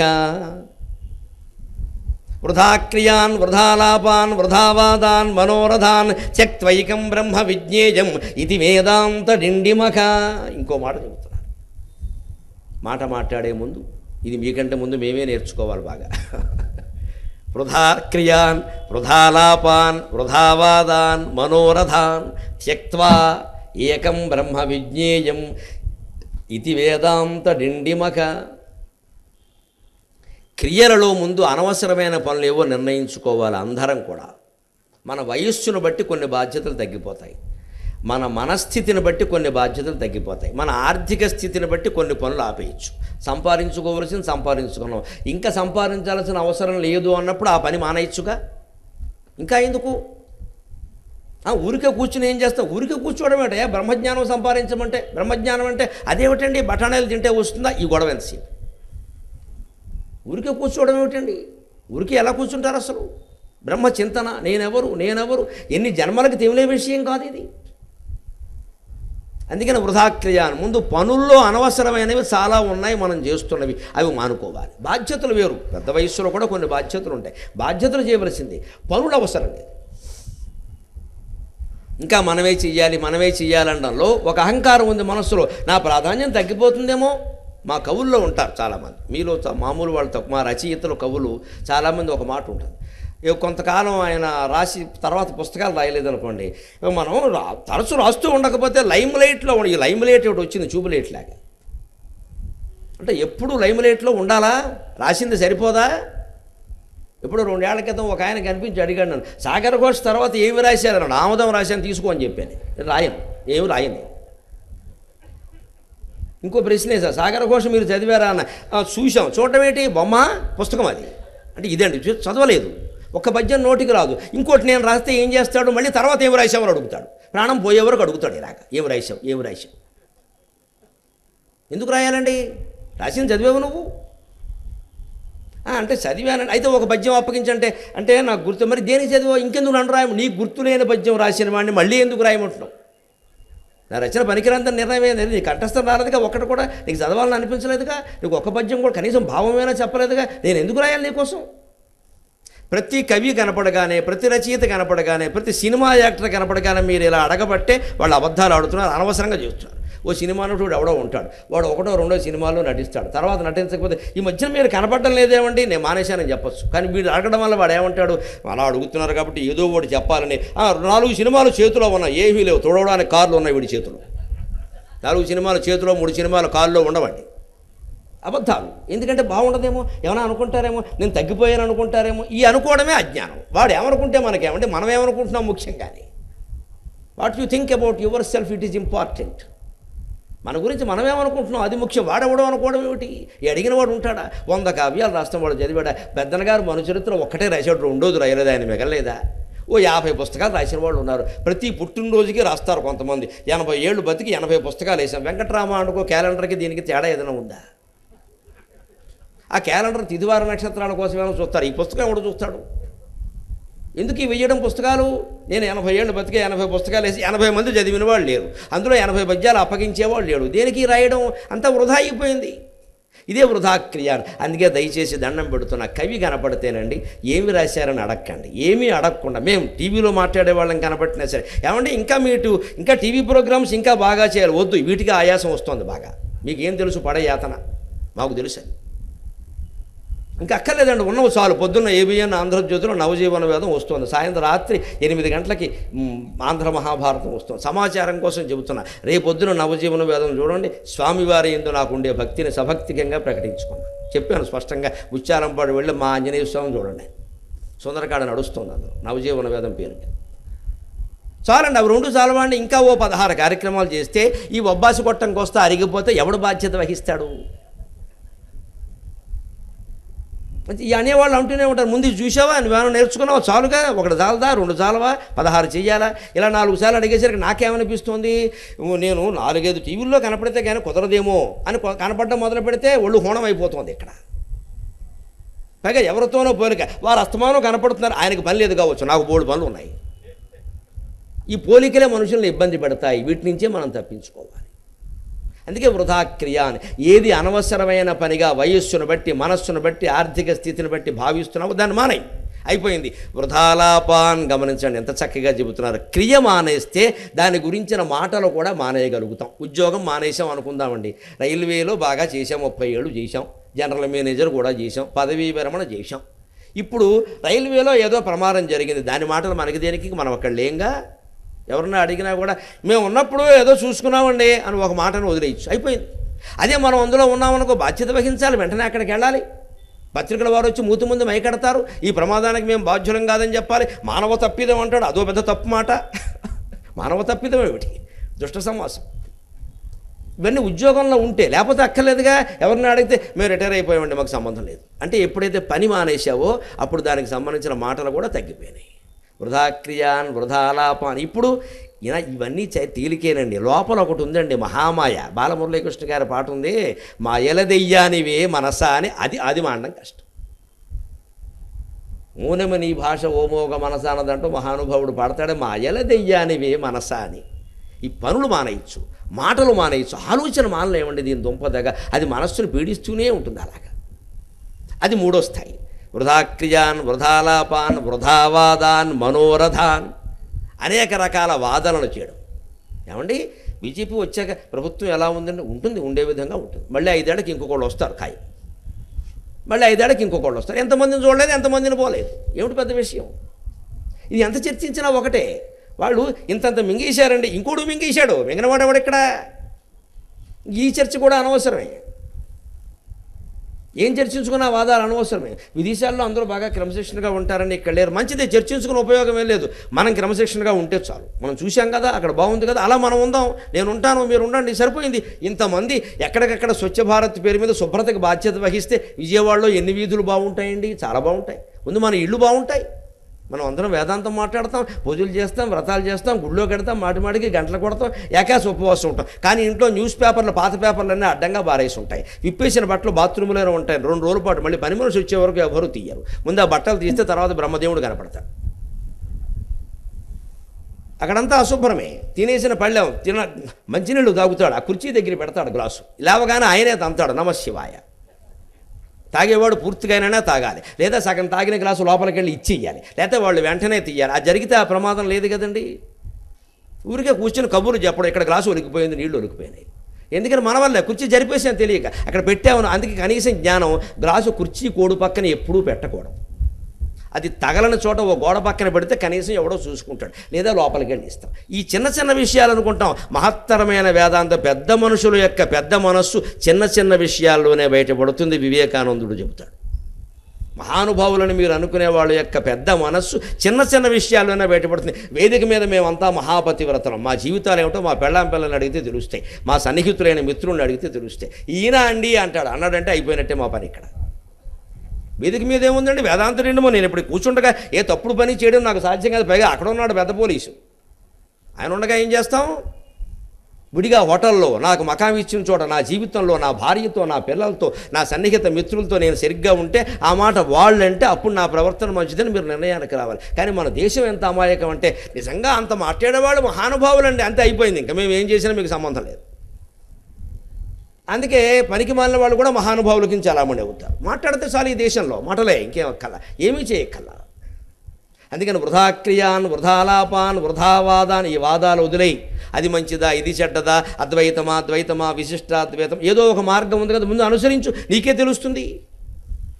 ఇప్పుడు 4 దారులు ఉన్నాయండి ఒక ఊరు వెళ్ళడానికి. ఆ జంక్షన్లో నిలబడి ఇలా వెళ్ళమంటారా, అలా వెళ్ళమంటారా, ఇది మంచిదా, ఇప్పుడు సాయంకాలంలోగా ఎలా చేరగలం గంట ఆలోచిస్తూ కూర్చుని చీకటి పడింది. ఏ మార్గంలో నువ్వు వెళ్ళా, ఏదో మార్గంలో ముందు బయలుదేరితే అదే చూపిస్తుంది మార్గం. ఏదో పరంపరగా ఓ మార్గం వస్తుందిగా, విశిష్టమో, అద్వైతమో, ద్వైతమో ఏదో వచ్చింది మనకు. కానీ నడు, నీకు తెలుస్తుంది. మార్చాలనుకుంటే నువ్వే మార్చుకో, బలవంతంగా ఎవరి కోసం మారద్దు. అదే మనోరథ అని చివరి మాట. మనం తప్పించుకోలేనిది దీని నుంచి. మనస్సులో ఉండే రకరకాల కోరికలు, దాన్ని రథం అన్నాడు చూడండి. పాపాన్ వృధావాదాన్ మనోరథాన్ త్యక్త్వా ఏకం బ్రహ్మ విజ్ఞేయం ఇది వేదాంత రిండిమక. ఆ మనస్సులో ఉండే కోరికలు పోకపోతే మళ్ళీ జన్మ ఖాయం. జడభరతుడు లెక్క బ్రహ్మాండమైన రాజ్యం చేశాడు, గొప్ప వేదాంతం నేర్చుకున్నాడు. జనక మహర్షి అంత గొప్పవాడు. తపస్సుకు వెళ్ళిపోయాడు. అక్కడెక్కడో ఆశ్రమం పక్కన ఓ చిన్న సెలయేరు ఏదో ఉంటే అక్కడ ఒక గర్భిణి అయినటువంటి లేడి నీళ్లు తాగుతూ ఉంటే చూస్తున్నాడు. దీనికి కూడా ఎంత ఇబ్బందులు ఉన్నాయో పాపం. సహజమైన జాలితో ఎక్కడి నుంచో దూరం నుంచి ఓ పులో సింహమో గర్జన వినపడింది. ఆ లేడి భయపడి ప్రసవించింది, గర్భస్రావమైంది. ఆ శిశువు అందులో పడిపోయింది, తల్లి చనిపోయింది. జాలిపడి ఆ లేడిని తీసుకొచ్చి పెంచుకున్నాడు. తప్పులేదు, అంతవరకు ఒప్పుకోవాలి. అది జాలి ఉండాలి, మనిషికి ఉండాలి, లేదా దాని ప్రాణం ఎవరు కాపాడుతారు, తప్పులు. దానికి ఏదో కాస్త గడ్డి పరకలు పెట్టాడు, చేశాడు బాగా. క్రమంగా దానికి ఆ గడ్డి పెడుతూ ఈయన కూడా తినడం మొదలెట్టాడు. అది ప్రమాదం. దానికి పెట్టమన్నారు, నిన్ను తినమని చెప్పాలా. అది పెడుతున్న కొద్దీ ఏమైంది, ఎంత బాగుందో, చక్కగా ఎంత తింటుందో. మా చిన్నప్పుడు మా అబ్బాయి కూడా తినేవు. ఇదే వెర్రివేషం అంటే. రాజ్యం చేసావు, కొడుకులను కన్నావు, వాళ్ళకి అప్పగించావు, ఇవన్నీ చేశాక మళ్ళీ ఎంత బాగుందో ఏమిటయ్యా. పాపం అజ్ఞానంలో పడ్డాడు. ఆ లేడేం చేసింది, ఈయన బాగా అక్కడి నుంచి నెమ్మదిగా అది లేకపోతే ఈయన తినడు, ఈయన పెట్టకపోతే అది తినదు. ఆయన పెరిగిందా లేదా బంధం. పెరిగినప్పుడు లేడీ బంధం తేడా ఏం లేదండి. అది ఇంగ్లీషు, తెలుగు రెండు ఒకటే. ఇక పెరగడం అనేది మొదలయ్యాక లేడీ బంధమైనా ఒకటే, లేడీ బంధమైనా ఒకటే, ఏదైనా ఒకటే. ఇంకా ఆ లేడే కదా అనొద్దు, చాలది మన ప్రాణానికి అది చాలు. అది పెరిగింది. ఇక అది ఎక్కడికైనా వెళ్ళి పరిగెత్తుకుంటూ వెళ్ళి మేతకు రాకపోతే ఈయనకి బెంగ, ఏమిటో ఈ పూట రాలేదు నా బంగారు కొండ. ఈ బంగారు కొండ బాజాల బండ మొదలెట్టాడు ఇక్కడ భరతుడు. శుభ్రమైన రాజ్యం చేసి వేదాంతం నేర్చుకున్నవాడు ఏమైంది, వేదాంతం మీద గంగలో కలిసింది. ఇక్కడ మనస్సులో ఉండే బంధాన్ని పోగొట్టుకోలేదు, దాని మీద బంధం పెంచుకున్నాడు అనవసరంగా. అది ఏమైంది, దానికి కాస్త వయస్సు వచ్చింది. మన వాళ్ళకి 18 ఏళ్ళు వచ్చాక మన మాట వింటారా? 12 ఏళ్ళకే వినడం లేదు, ఇంకా సౌకర్యం. ఇప్పుడు ఓ సెల్ ఫోన్ పట్టుకున్నాక అసలు వినడం లేదు. పక్కనే కూర్చుంటారు ఇద్దరు మనుషులు, ఒకరితో ఒకరు మాట్లాడుకోరండి. మాటికి ఇలా చూసుకోవడం, నొక్కుకోవడం. వాట్సాప్, ఫేస్బుక్, ట్విట్టర్ మన ప్రాణానికి ఎన్నో. మాసికం, తద్దినం, ఊనషాండ మాసికం, మధ్యలో మాళయపక్షాలు. ఇదివరకు ఏదో పుస్తకాలు చదువుకునేవారు, మా రోజుల్లో నవలలు చదివేవారు ఆడవాళ్ళు. పాపం ఏదో బోర్లా పడుకుని ఎంఎస్కో వాళ్ళ బొమ్మ ఉంటుంది చూడండి, ఎండమూరి వీరేంద్రనాథ్, అప్పుడు వాళ్ళు కాదు, ఎద్దనపూడి సులోచనారా అని ఏదో చదువుకునేవారు. ఇదే పట్టు కూర్చుంటారు, ఇక్కడ వదలరు. పైగా నిమిషానికి చూడడమే. ఏమిటి చది? ఎస్ఎంఎస్, సంక్షిప్త మధుర సందేశం ఏదైనా వచ్చింది, ఎవడో ఏదో పంపిస్తాడు ఫోటో, అప్డేట్, వెంటనే లైక్. విచిత్రమైన లైకులు. వాడు పెళ్లి కొడుకు, పెళ్లి కూతురు ఫోటో అందులో పెడతాడు. పెట్టి మా ఆవిడ్ని 10 మంది లైక్ చేశారు. ఆ మాట చెప్పుకుందుకు సిగ్గుగా లేదు. అదే మాట వాడెవడో లైక్ చేయడం ఏంటే, వాడు లైక్ కొట్టాడు. ఈ మాట ఏంటి అసలు? ఎలా చెప్తారండి ఈ మాట? 100 మంది లైక్ కొట్టారు, అదే మాట అండి భార్య గురించి. విచిత్రమైన సంస్కృతి. ఎవడు లైక్ కొట్టకపోతే ఎవరికీ నచ్చలేదు నేను చేసుకోవడం, వాళ్ళెవరికి నచ్చడం ఎందుకు నువ్వు చేసుకోవడానికి? అక్కడి నుంచి ఒక లైక్ కొట్టండి బాబు, అడ్వర్టైజ్మెంట్లు అన్నీ వచ్చాయి. అంత ముఖ్యమా లైక్ కొట్టడం? వాడు లైక్. ఇదే వేదాంతం. దేనికిది? ఏదో ఒక బంధం పెంచుకుంటున్నాం, ఇవాళ మాట్లాడేందుకు లేదండి. అలాగే ఈయన లేడితో పెంచుకుంటే ఏమైందండి? చివరికి దానికి వయస్సు వచ్చాక ఏమైంది? ఇప్పుడు మన పిల్లల్లాగే గర్ల్ ఫ్రెండో బాయ్ ఫ్రెండో అని పట్టుకున్నాడు, దాని ఫ్రెండ్ అని అది పట్టుకుంది. ఈయనకి మహర్షి ఎందుకు పనిలేక, ఈయనేమో దాని మీద ఏమిటో రాలేదు. దానికి వయస్సు వచ్చాక అడవిలో దూకేపోతే జడభరతుడిని పట్టు కూర్చుంటుంది, దాని కోరికలు దానికి ఉన్నాయి. ఈయన బెంగ పెట్టుకు ప్రాణం వదిలేసాడు. ఆశ్చర్యకరం, లేడిగా పుట్టాడు. ఏం కర్మ వచ్చిందండి? కానీ తపస్సే. స్వల్పమప్యస్య ధర్మశ్చత్రాయతే మహతో భయాత్ అని భగవద్గీతలో చెప్పినట్టే కించిత్ చేసినా సరే నిన్ను కాపాడుతుంది. క్షిప్రం భవతి ధర్మాత్మా శాంతిం నగచ్చతి శుచీనాం శ్రీమతాం గేహే యోగభ్రష్టో అభిజాయతే కశ్చిత్ చిన్నాభ్రమివ నశ్యతి అని అర్జునుడు అడుగుతాడే. యోగ సాధన చేసినవాడు ఏదైనా ఒకవేళ చాపల్యంలోనో వ్యామోహంలోనో ఏదైనా పడి ఆ సాధన ఆగిపోగా మధ్యలో మరణిస్తే బావా కృష్ణ పరమాత్మ, మరి అతని గతి ఏమిటయ్యా? మళ్ళీ మొదటి నుంచి ఓ నమ శివాయ వనమాలు మొదలెట్టాల్సిందేనా ఏనంటే కృష్ణుడు అభయం ఇచ్చాడు. ఏం కంగారు పడకు, అలా ఉండదయ్యా. కౌంతేయ ప్రతిజానీహి నమే భక్త ప్రణశ్యతి. అర్జున నేను ప్రతిజ్ఞ చేస్తున్నా, నువ్వు ప్రతిజ్ఞ చేయి హాయిగా, నేను నిలబెడతా. నీ మాట నేను నిలబెడతానయ్యా. భక్తుని మాట అబద్ధం కాకుండా భగవంతుడు చూసుకుంటాడు. అందుకోసం అవసరమైతే ఆయన ఓడిపోతాడు. పిల్ల నెగ్గడం అనే ఆనందం పొందడం కోసం తల్లి పిల్లతో ఆటాడి ఓడిపోతుంది కావాలనే. ఎందుకంటే పిల్ల నేను మా అమ్మను గెలిచా అంటే, నా బంగారు కొండ నువ్వు నన్ను గెలిచావమ్మా, నువ్వు చాలా తెలివైంది అనివమ్మా. ఆయన అండంలో తల్లికి ఆనందం ఉంది, కానీ దొంగ ఎత్తులేసి పిల్లని గెలిచిన తల్లికి ఆనందం ఏముంటుందండి? ఈ పిల్లని గెలవడం గొప్ప, పిల్ల చేతిలో ఓడిపోవడమే గొప్ప. పిల్ల ఆనందిస్తుంది. అలాగే భక్తుల చేతిలో భగవంతుడు ఓడిపోవాలనుకుంటాడు. పోలేరా నువ్వే గెలిచావురా అంటాడు. అంతిమంగా ఆయనే గెలుస్తాడు, అందరూ తెలుసు. కానీ చేస్తాడు అలా మాయం. అందుకని చెదిరిపోయిన మేఘంలాగా ఇతను బతుకు పాడైపోతుందా అని అర్జునుడు అడిగితే, లేదయ్యా. శుచీనాం శ్రీమతాం గేహే యోగభ్రష్టో అభిజాయతే. సంస్కారము సంప్రదాయము కలిగిన కుటుంబాల్లో, పైగా అన్నపానాలకి లోటు, అన్న వస్త్రాలకి లోటు లేని కుటుంబంలో నేను పుట్టిస్తా. ఎందుకంటే మళ్ళీ వాటి కోసం తాపత్రయపడే పని ఉండద్దు. పూర్వం ఉన్న యోగ సాధన కొనసాగాలి. ఇతను మళ్ళీ లేడిగా ఎందుకు పుట్టాడు? ఇదివరకే శుభ్రమైన కుటుంబంలో మహారాజుగా పుట్టిస్తే మళ్ళీ ఈయన జన్మ తెచ్చుకున్నాడు. అంతిమ దశలో లేడి నా లేడి కనపడలా అనుకుంటూ ప్రాణం వదిలేశాడు. ఎం వాపి స్మరన్ భావం త్యజత్యంతే కళేవరం తం తమే వైతి కౌంతేయ సదా తద్భావ భావితక. ఏ జీవి చనిపోయేటప్పుడు ఏ భావాన్ని మనస్సులో పెట్టుకుని స్మరిస్తూ ప్రాణం వదిలేస్తాడో తక్షణం వచ్చే జన్మది. తక్షణం మళ్ళీ మిగిలిన జన్మలు స్టాక్ అలాగే ఉంటాయి, తర్వాత వస్తాయి. వెంటనే ఎత్తే జన్మ ఏమిటంటే అది. ఎందుకంటే అది ఉండిపోయింది మనస్సులో వాసన రూపంలో ఉండిపోయింది. ఎక్కడికి పోతుందండి? ఆ జన్మ ఎత్తక తప్పదు.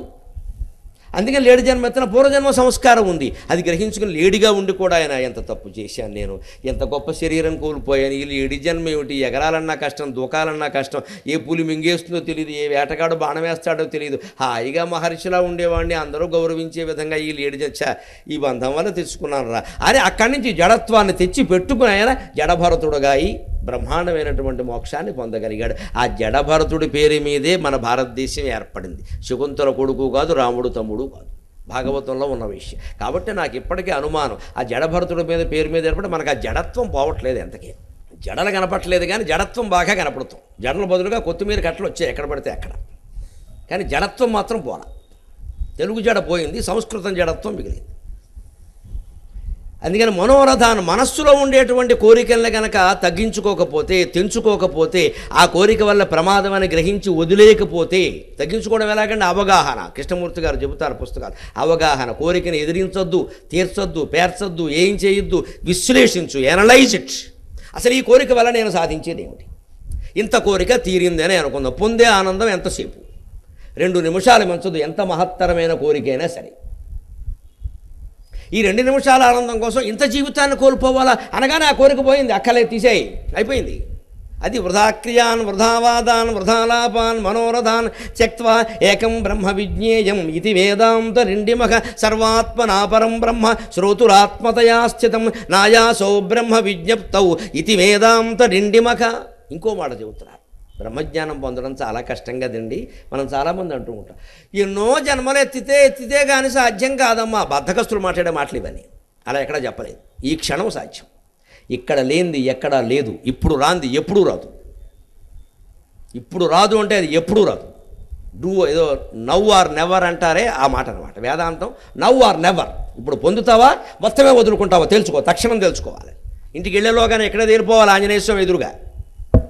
మళ్ళీ చూద్దాం, ఇంకా విందాం, ఇంకా ఎన్నో చదవగా ఎప్పటికో అంటే అసలు విషయం అప్పటి వరకు పొందడం ఈ పెద్ద మనిషికి ఇష్టం లేదు. అందుకే ఇలా మాట్లాడుతున్నాడు. ఇంకా బాగా ఇక్కడ మినపరొట్టి, గోంగూర పచ్చడి, బెల్లం, తేనె పానకం ఇంకా ఉన్నాయి ఇక్కడ. ఇంకా బంధాలు, గొడవలు, పెద్దరికాలు, పూజలు, నేనేనండి కుటుంబం మొత్తం ఇలా ఈ దశకి తీసుకొచ్చానని చెప్పుకునే గొప్పలు ఇవన్నీ ఉన్నాయి. ఇంకా అదంత కష్టం కాదు, ఎంత తేలిక. సర్వాత్మనాపరం బ్రహ్మ. బ్రహ్మజ్ఞానం అంటే ఏమిటయ్యా? ఎవరా బ్రహ్మ? ఫలానా చిరునామా ఏమైనా ఉందా? ఎక్కడైనా ఉంటాడు? ఎక్కడ లేడు. ఎదురు కూర్చున్నవాళ్ళు, ఇక్కడ ఉంటున్నవాళ్ళు, ఈ చరాచర, ఈ కుర్చీ, ఈ మైకు, సర్వము సర్వాత్మనా పరం బ్రహ్మ. అంతము పరబ్రహ్మమే. అంతేకాదు, శ్రోతురాత్మతయా స్థితం. వినేవాడి ఆత్మ కూడా అదే కదా అంటున్నాడు ఆయన. ఇంకేమన్నా అడుగుతావు? నువ్వేం చెబుతుంటే ఎవరినైనా వెతికి పట్టుకోవడం మనకు కష్టం కావచ్చు. తప్పిపోయిన కుర్రాడు కాళేశ్వరరావు మార్కెట్ అంతా వెతికినా మనకు దొరుకుతాడో దొరకడో. మనకి దొరకడం కష్టమే ఉందండి. మిగిలినవన్నీ తోసేస్తే మనకి మిగిలింది మనమే. శ్రోతురాత్మతయా స్థితం. వినేవాడి ఆత్మే కదా, దాన్ని పట్టుకోవడం కష్టం ఎలా అవుతుంది? పట్టుకోవట్లేదు నువ్వు. అందుకనే నాయాసో బ్రహ్మ విజ్ఞప్తవు. బ్రహ్మజ్ఞానం పొందడంలో ఆయాసం ఏం లేదయ్యా, కష్టమేం లేదయ్యా. అసలు ఇంత తేలికైన విషయం ఇంకోటి లేదు. ఏదైనా ఒక పదవి మనం పొందాలి అంటే ఎంత ప్రయత్నం చేయాలి? ఓ ఎమ్మెల్యే స్థాయికి రావాలంటే పంచాయతీ సర్పంచ్ దగ్గర మొదలవ్వాలి. నేను ముందుగా ఎంపీటీసీ, జడ్పీటీసీ ఏవో అవ్వాలిగా. ఈ లోపు ఎక్కడైనా అడ్డం పడితే మళ్ళీ కిందకే. ఏం చెబుతామండి? తీరా ఎమ్మెల్యే అయ్యాక మన పార్టీ అధికారంలోకి రాకపోతే ఉపయోగం లేదు, మళ్ళీ పార్టీ మారాలి. తప్పదుగా. అంచేది ఈ పదవి పొందడం ఇంత శ్రమ ఉంది. పోనీ డబ్బు సంపాదించాలి, ఏదో ₹1,00,00,000 అని అనుకున్నాం, దానికి బోర్డు యాతనలు పడాలి. ఏదో అందమైన భార్య అనుకున్నాం, అందమైన భర్త అనుకున్నాం, దానికి బోర్డు యాతనలు పడాలి. వాళ్ళు అందమైన వాళ్ళు, వాళ్ళకి మనం నచ్చాలిగా, మనం అందంగా ఉండొద్దు. వాళ్ళు మన ఎందుకు చేసుకుంటారు? దానికి బోర్డు యాతనలు పడాలి. ఒకటేదో ఒక మంచి కవి అవ్వాలి, అబ్బో దానికి ఇంకా యాతన. ఇంకా కవి అవ్వడమైనా తేలికేవో, పండితుడు కావాలంటే బోర్డు గ్రంథాలు చదవాలి. అది చాలా కష్టం. ఇవన్నీ కష్టం, కానీ ఆత్మజ్ఞానం పొందడమే తేలిక. ఇలా కూర్చుని హాయిగా అసలు నేను ఎవరు, ఈ పంచే కండువా నేను కాదు, ఈ లాల్చి ఇవన్నీ తీసేస్తాం, ఇంకోటి వేస్తాం, రేపు ఇంకోటి వేసుకొస్తాను. ఇవే వేసుకుంటామంటే అస్తమానంటే అవి నేను కాదు. సరే, ఈ శరీరము నేను కాదని తెలుసుకోవడం పెద్ద కష్టమా? ఇక్కడ కూర్చున్నాడు, పోయిన వాళ్ళు ఎవరైనా శవాన్ని చూడండి అమంగళం అనుకోకుండా. అంతవరకు పిలిస్తే పలుకుతున్నాడు, పలకట్లేదే, మరి వాడు వెళ్ళిపోయినట్టే కదా. అంచేది వాడది కానప్పుడు మనం ఇది ఎలా అవుతామండి? అర్థం లేకుండా మనం కూడా కాదు. ఆ భావన ఉండగానే గ్రహిస్తే అయిపోయే. అదే 12 ఏళ్ల వయసులో పెంతండ్రో ఎవరో పోతే సరిగ్గా రమణ మహర్షి అదే స్థితిని ఊహించుకుని తాను చనిపోయినట్టుగా అనుకుని చనిపోయినట్టుగానే పడుకుని ఊపిరి బిగబట్టేసి దేహం నేను కాదు, మనస్సు నేను కాదు, ప్రాణం నేను కాదని తెలుసుకుని ఆ నేనే ఒకటో తెలుసుకుందుకు 5 రూపాయలు తీసుకుని బయలుదేరాడు. 3 రూపాయలు అందులో వదిలేశాడు.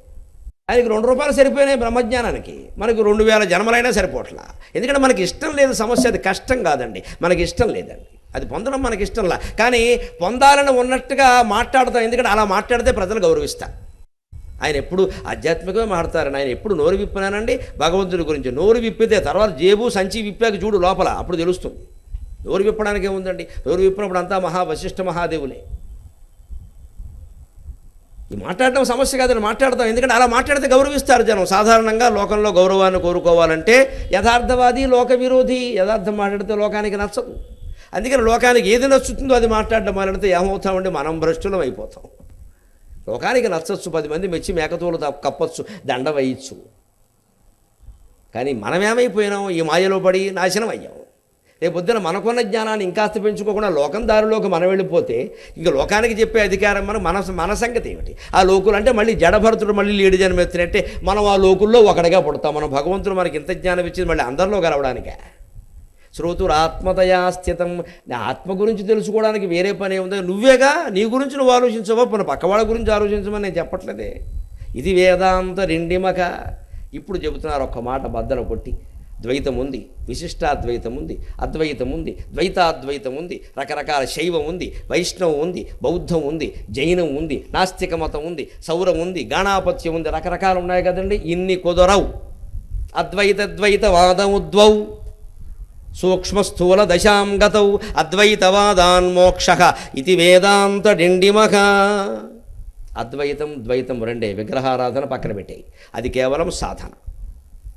అది కేవలం సాధన. నిర్జీవమైన విగ్రహం దేవుడైనప్పుడు సజీవమైన మనిషి దేవుడు కాడా ఆలోచించండి. ఎందుకు దేవుడు కాడు? అందరం దైవస్వరూపాలమే. మనం దైవస్వరూపం అనే నమ్మకం ఇంకా కుదరకపోబట్టే అదొక్కటే దైవస్వరూపం అనుకుంటున్నాం. ఆయన ఏమనుకుంటున్నాడు? నాలాగే వీళ్ళు ఉన్నారు కదా, మాట్లాడకుండా ఉన్న అనుదేవుడు అంటున్నారు, మాట్లాడుతున్న వాళ్ళందరూ అదే కదా. ఆయన నిశ్చింతగా అలా ఎందుకు ఉండగలుగుతున్నాడు శతాబ్దాల తరబడి అంటే మనం అందరము ఒకటే స్వరూపం అని ఆయనకి తెలుసు. ఆయనకి భేదం తెలియదు, మనకు ఆ భేదం తెలుసు. కాబట్టి నువ్వు మగాడవని, నేను ఆడదానని, మీరు కులవని, నేను కులవని, మనం పొడుగని, పొట్టని, అందమని, వికారమని రకరకాల భావాలు మనస్సులో పెట్టుకున్నాం. అన్నీ బాగున్నాయి కానీ ఏమిటో అందంగా లే. ఇప్పుడు అందంగా ఉంటే వచ్చేది ఏమిటి? నేను అప్పుడప్పుడు అనుకుంటాను, నేను కవిని చూసి అసూయపడను, నాకు కవిత్వం వచ్చు. పండితుడిని చూసి అసూయపడను, నేను పండితుడిని కాకపోయినా అందరూ నన్ను పండితుడు అంటున్నారు కాబట్టి అవును కావచ్చు అనుకుంటా. ఐశ్వర్యవంతులను చూసి నేను అసూయపడను, నాకు కావలసిన డబ్బేదో నాకు. మీకు ఏం తెలుసు నా బాధ? నెత్తి నిండా జుట్టున్నవాడిని చూసి నేను కుళ్ళి ఏడుస్తాను. జుట్టు నాకు లేదు, గిరజాలు చక్కగా ఎలా ఉందో నాకు లేదు. ఎవడు ఏడుపు వాడుకుంది ప్రపంచంలో. ఏడుపు లేనివాడెవడండి? అందుకని ఏం చేస్తాను, ఎప్పుడో 96లో నేను సహస్రావధానం చేసినప్పుడు ఒక ఆర్టిస్టు నా బొమ్మ వేసిచ్చాడు. దానికి నెత్తి నిండా జుట్టుంది. ఆ బొమ్మ చూసుకుని సంతృప్తి పడుతుంటా. నాకు అదో తుత్తి. ఏం చేయమంటాం? పాత ఫోటోలు. ఇప్పుడు ఎంత ఆలోచిస్తే మాత్రం ఆ జుట్టు నాకు వస్తుందా? అలాగే ఆంజనేయ స్వామి నన్ను అనుగ్రహించి ఏమిటోనయ్యా నా దగ్గర మాట్లాడావు, నాకు అడిగింది ఇచ్చేయడం అలవాటు. రేపొద్దున నాకు జుట్టు ఇచ్చి వేదాంత రెండేమో స్తోత్రం మర్చిపోయారో చేస్తే జుట్టు ఏం చేసుకుంటామండి? జ్ఞానం ఉండాలి కానీ. జుట్టు ముఖ్యమా జ్ఞానం ముఖ్యమా? పైగా జుట్టు లేకపోవడంలో నాకు సౌకర్యం ఉంది. హైదరాబాద్ నుండి అప్పులు చేసినా జుట్టు అట్టుకునే ధైర్యం వాడికి లేదు, నేను బారిపోతాను. మీకు జుట్టున్న వాళ్ళకి అదో సౌకర్యం పట్టుకుంటాడు. నన్ను పట్టుకోమని నేను బారిపోతా. బోల్డ్ అప్పులు చేస్తాను, నేను వదిలేస్తాను. నన్ను పట్టుకోలేడు ఎవడో. కండువా పట్టుకుంటే వదిలేస్తా, పోతా. ఇంకో కండువా ప్రసాద్ గారు ఇస్తారు నాకే. బోర్డు కండువాలు. జుట్టు లేకపోవడం వల్ల కొన్ని సౌఖ్యాలు ఉన్నాయి. నూనె రాయక్కర్లేదు, దువ్వక్కర్లేదు, నిండా ముసుగేసుకోవచ్చు, రోజు స్నానం చేయొచ్చు, బోర్డులు ఉన్నాయి సౌకర్యాలు. జుట్టుంటే జలుబు వస్తుంది. జుట్టు లేని వాడికి ఏముంది? తీసేసాం. ఎప్పుడూ ఉన్న దాంట్లోనే ఆనందంగా ఉండాలి. అందంగా ఉండని, ఎలా ఉండని, పొడుగు ఉండని, పొట్టు ఉండని, ఆస్తి ఉండని, లేకపోని, ఏది రాని ఏది రాకపోని అందరికీ ఆత్మ ఒకటే కదా. అందుకని సూక్ష్మ స్థూల దశ అనే ద్వైతం అద్వైతం దయచేసి ఆ వాదాల వాళ్ళు విశిష్టాద్వైతము సహా అర్థం చేసుకొని ప్రశాంతంగా చర్చించుకుందాం. ఇందులో మొహమాటాలు ఏం లేవు. పక్కా నిజం. ఇది నిజం చెప్పడానికి భయపడాల్సిన అవసరం లేదు. ఎవరు మొహమాటానికో చెప్పాల్సిన అవసరం నాకు లేదు. నేను శంకరాచార్య స్వామి భక్తుడిని, ఆయన వాక్కు కట్టుబడి ఉన్నా. ఒక్క అద్వైతం తప్ప మిగిలిన సిద్ధాంతాలన్నీ పొరపాటే, తీసేయవలసిందే. కారణం అద్వైత వాదయుద్వౌ సూక్ష్మ స్థూల దశాం గతౌ. అద్వైతము సూక్ష్మ దశ, మిగిలినవన్నీ స్థూల దశ. భక్తుడు వేరండి, జీవుడు వేరండి, దేవుడు వేరండి, పైన ఏదో లోకం ఉంటుందండి, అక్కడికి మనం వెడతామండి, వారు అలా ఉంటారండి, మనం అలా ఎదురుగా కూర్చుని వారిని సేవిస్తూ ఉంటామండి. అంత సేవలో అంత గొప్పదనం ఉంటే సేవిస్తున్నాననే పెద్ద మనిషిని గుళ్ళో కూర్చోబెట్టి తాళం వేయండి, ఎంతసేపు సేవిస్తాడో చూద్దాం, గంటలో బయటకు వచ్చేస్తాడు. నా పిల్లని నాకు వేరే కావాలంటాడు. మరి కూర్చోవచ్చుగా దేవుడి దగ్గరే, దివ్యమంగళ స్వరూపం కదా, కూర్చోవచ్చు కదా. ఎంత దివ్యమంగళ స్వరూపమైన అరగంట దాటితే మనకు ఖాయం విరక్తి, బయటికి వెళ్ళాలి, ఏవో పనులు, ఎంతసేపు కూర్చుంటాం, అయిపోయింది. మరి వైకుంఠానికి వెళ్ళా మనం చేసేది ఇదే. వైకుంఠంలోనే అది లేదు, ఎందుకంటే అక్కడ తుమ్మురుడు నారదుడు ఉన్నారు, కళాపూర్ణ ఉదయం ఉంటుంది. స్వామివారు తుమ్మురుడిని పిలిచేట, పాట పాడమన్నట్ట, బ్రహ్మాండంగా పాడాట. చాలా బాగుందో అని ఒక వనమాల ఓట ఆయన మెడలో వేసి మంచి శాలువ ఏదో కప్పి సన్మానం చేసేట. ఆ శాలువ, ఆ పెద్ద మాల, ఆ పథకం ఏదో బహుమతితో తుమ్మురుడు బయటకు వస్తే నారదుడు చూసి అసూయపడ్డాడు. నారదుడికి అసూయపడింది మనకి రాదా అండి? నారదుడు రోజు వైకుంఠానికి ఎడుతున్నాడు, మరి ఆయనకి అసూయ ఎందుకు? అంతే. అసూయ నాకు ఎవరి గురించి ఉండదు అంటే, ఓ సినిమా నటుడి గురించి నేను అసూయపడను, ఓ కాంట్రాక్టర్ని గురించి నేను అసూయపడను. కానీ సాటి ప్రవచనకర్త గురించి నేను అసూయపడతా, సహజం అది. ఎందుకుంటుంది వేరే వాళ్ళ గురించి? వారెవరో గొప్ప అంటే నేను కాదా అంటారు వెంటనే. అదే జయించాలి, అదే పోగొట్టుకోవాలి. వారు నేను ఈవేళ రంగంలో 3-4 ఉన్నాం, అందరి వల్ల ఉపకారం జరుగుతుంది. ఎందుకంటే అంత భారం నా మీద పడితే నేను చేయగలనా? నా వల్ల అవుతుందా? పైగా మేము అంత గొప్పవాళ్ళమా? మల్లాప్రగడ శ్రీరంగారావు గారి కంటే గొప్పవాళ్ళమా? మల్లాది చంద్రశేఖర శాస్త్రి గారి కంటే గొప్పవాళ్ళమా? ఉషశ్రీ కంటే గొప్పవాళ్ళమా? శ్రీభాష్యం అప్పలాచార్య గారి కంటే గొప్పవాళ్ళమా? వాళ్ళ కాలి కోటికి పోలం మేము ఎవళ్ళం. ఇవాళ అదృష్టం వచ్చి ఈ దశలో ఉన్నామంతే. ఆవేళ వాళ్ళు పరిపాలించలేదా రంగాన్ని, ఈవేళ మేమేదో వెళ్తున్న దానికి రేపు ఇంకొకడు వస్తాడు. ఈ అసూయని ఇలా ఆలోచించి పోగొట్టుకోవాలి. కానీ ఏమిటో ఈ మధ్య మనకి కొంత తగ్గిపోయిందని మాట్లాడితే ఇక జ్వరం ఎక్కువ అవుతుంది, జనం పెరగకపోయి జ్వరం ఎక్కువ.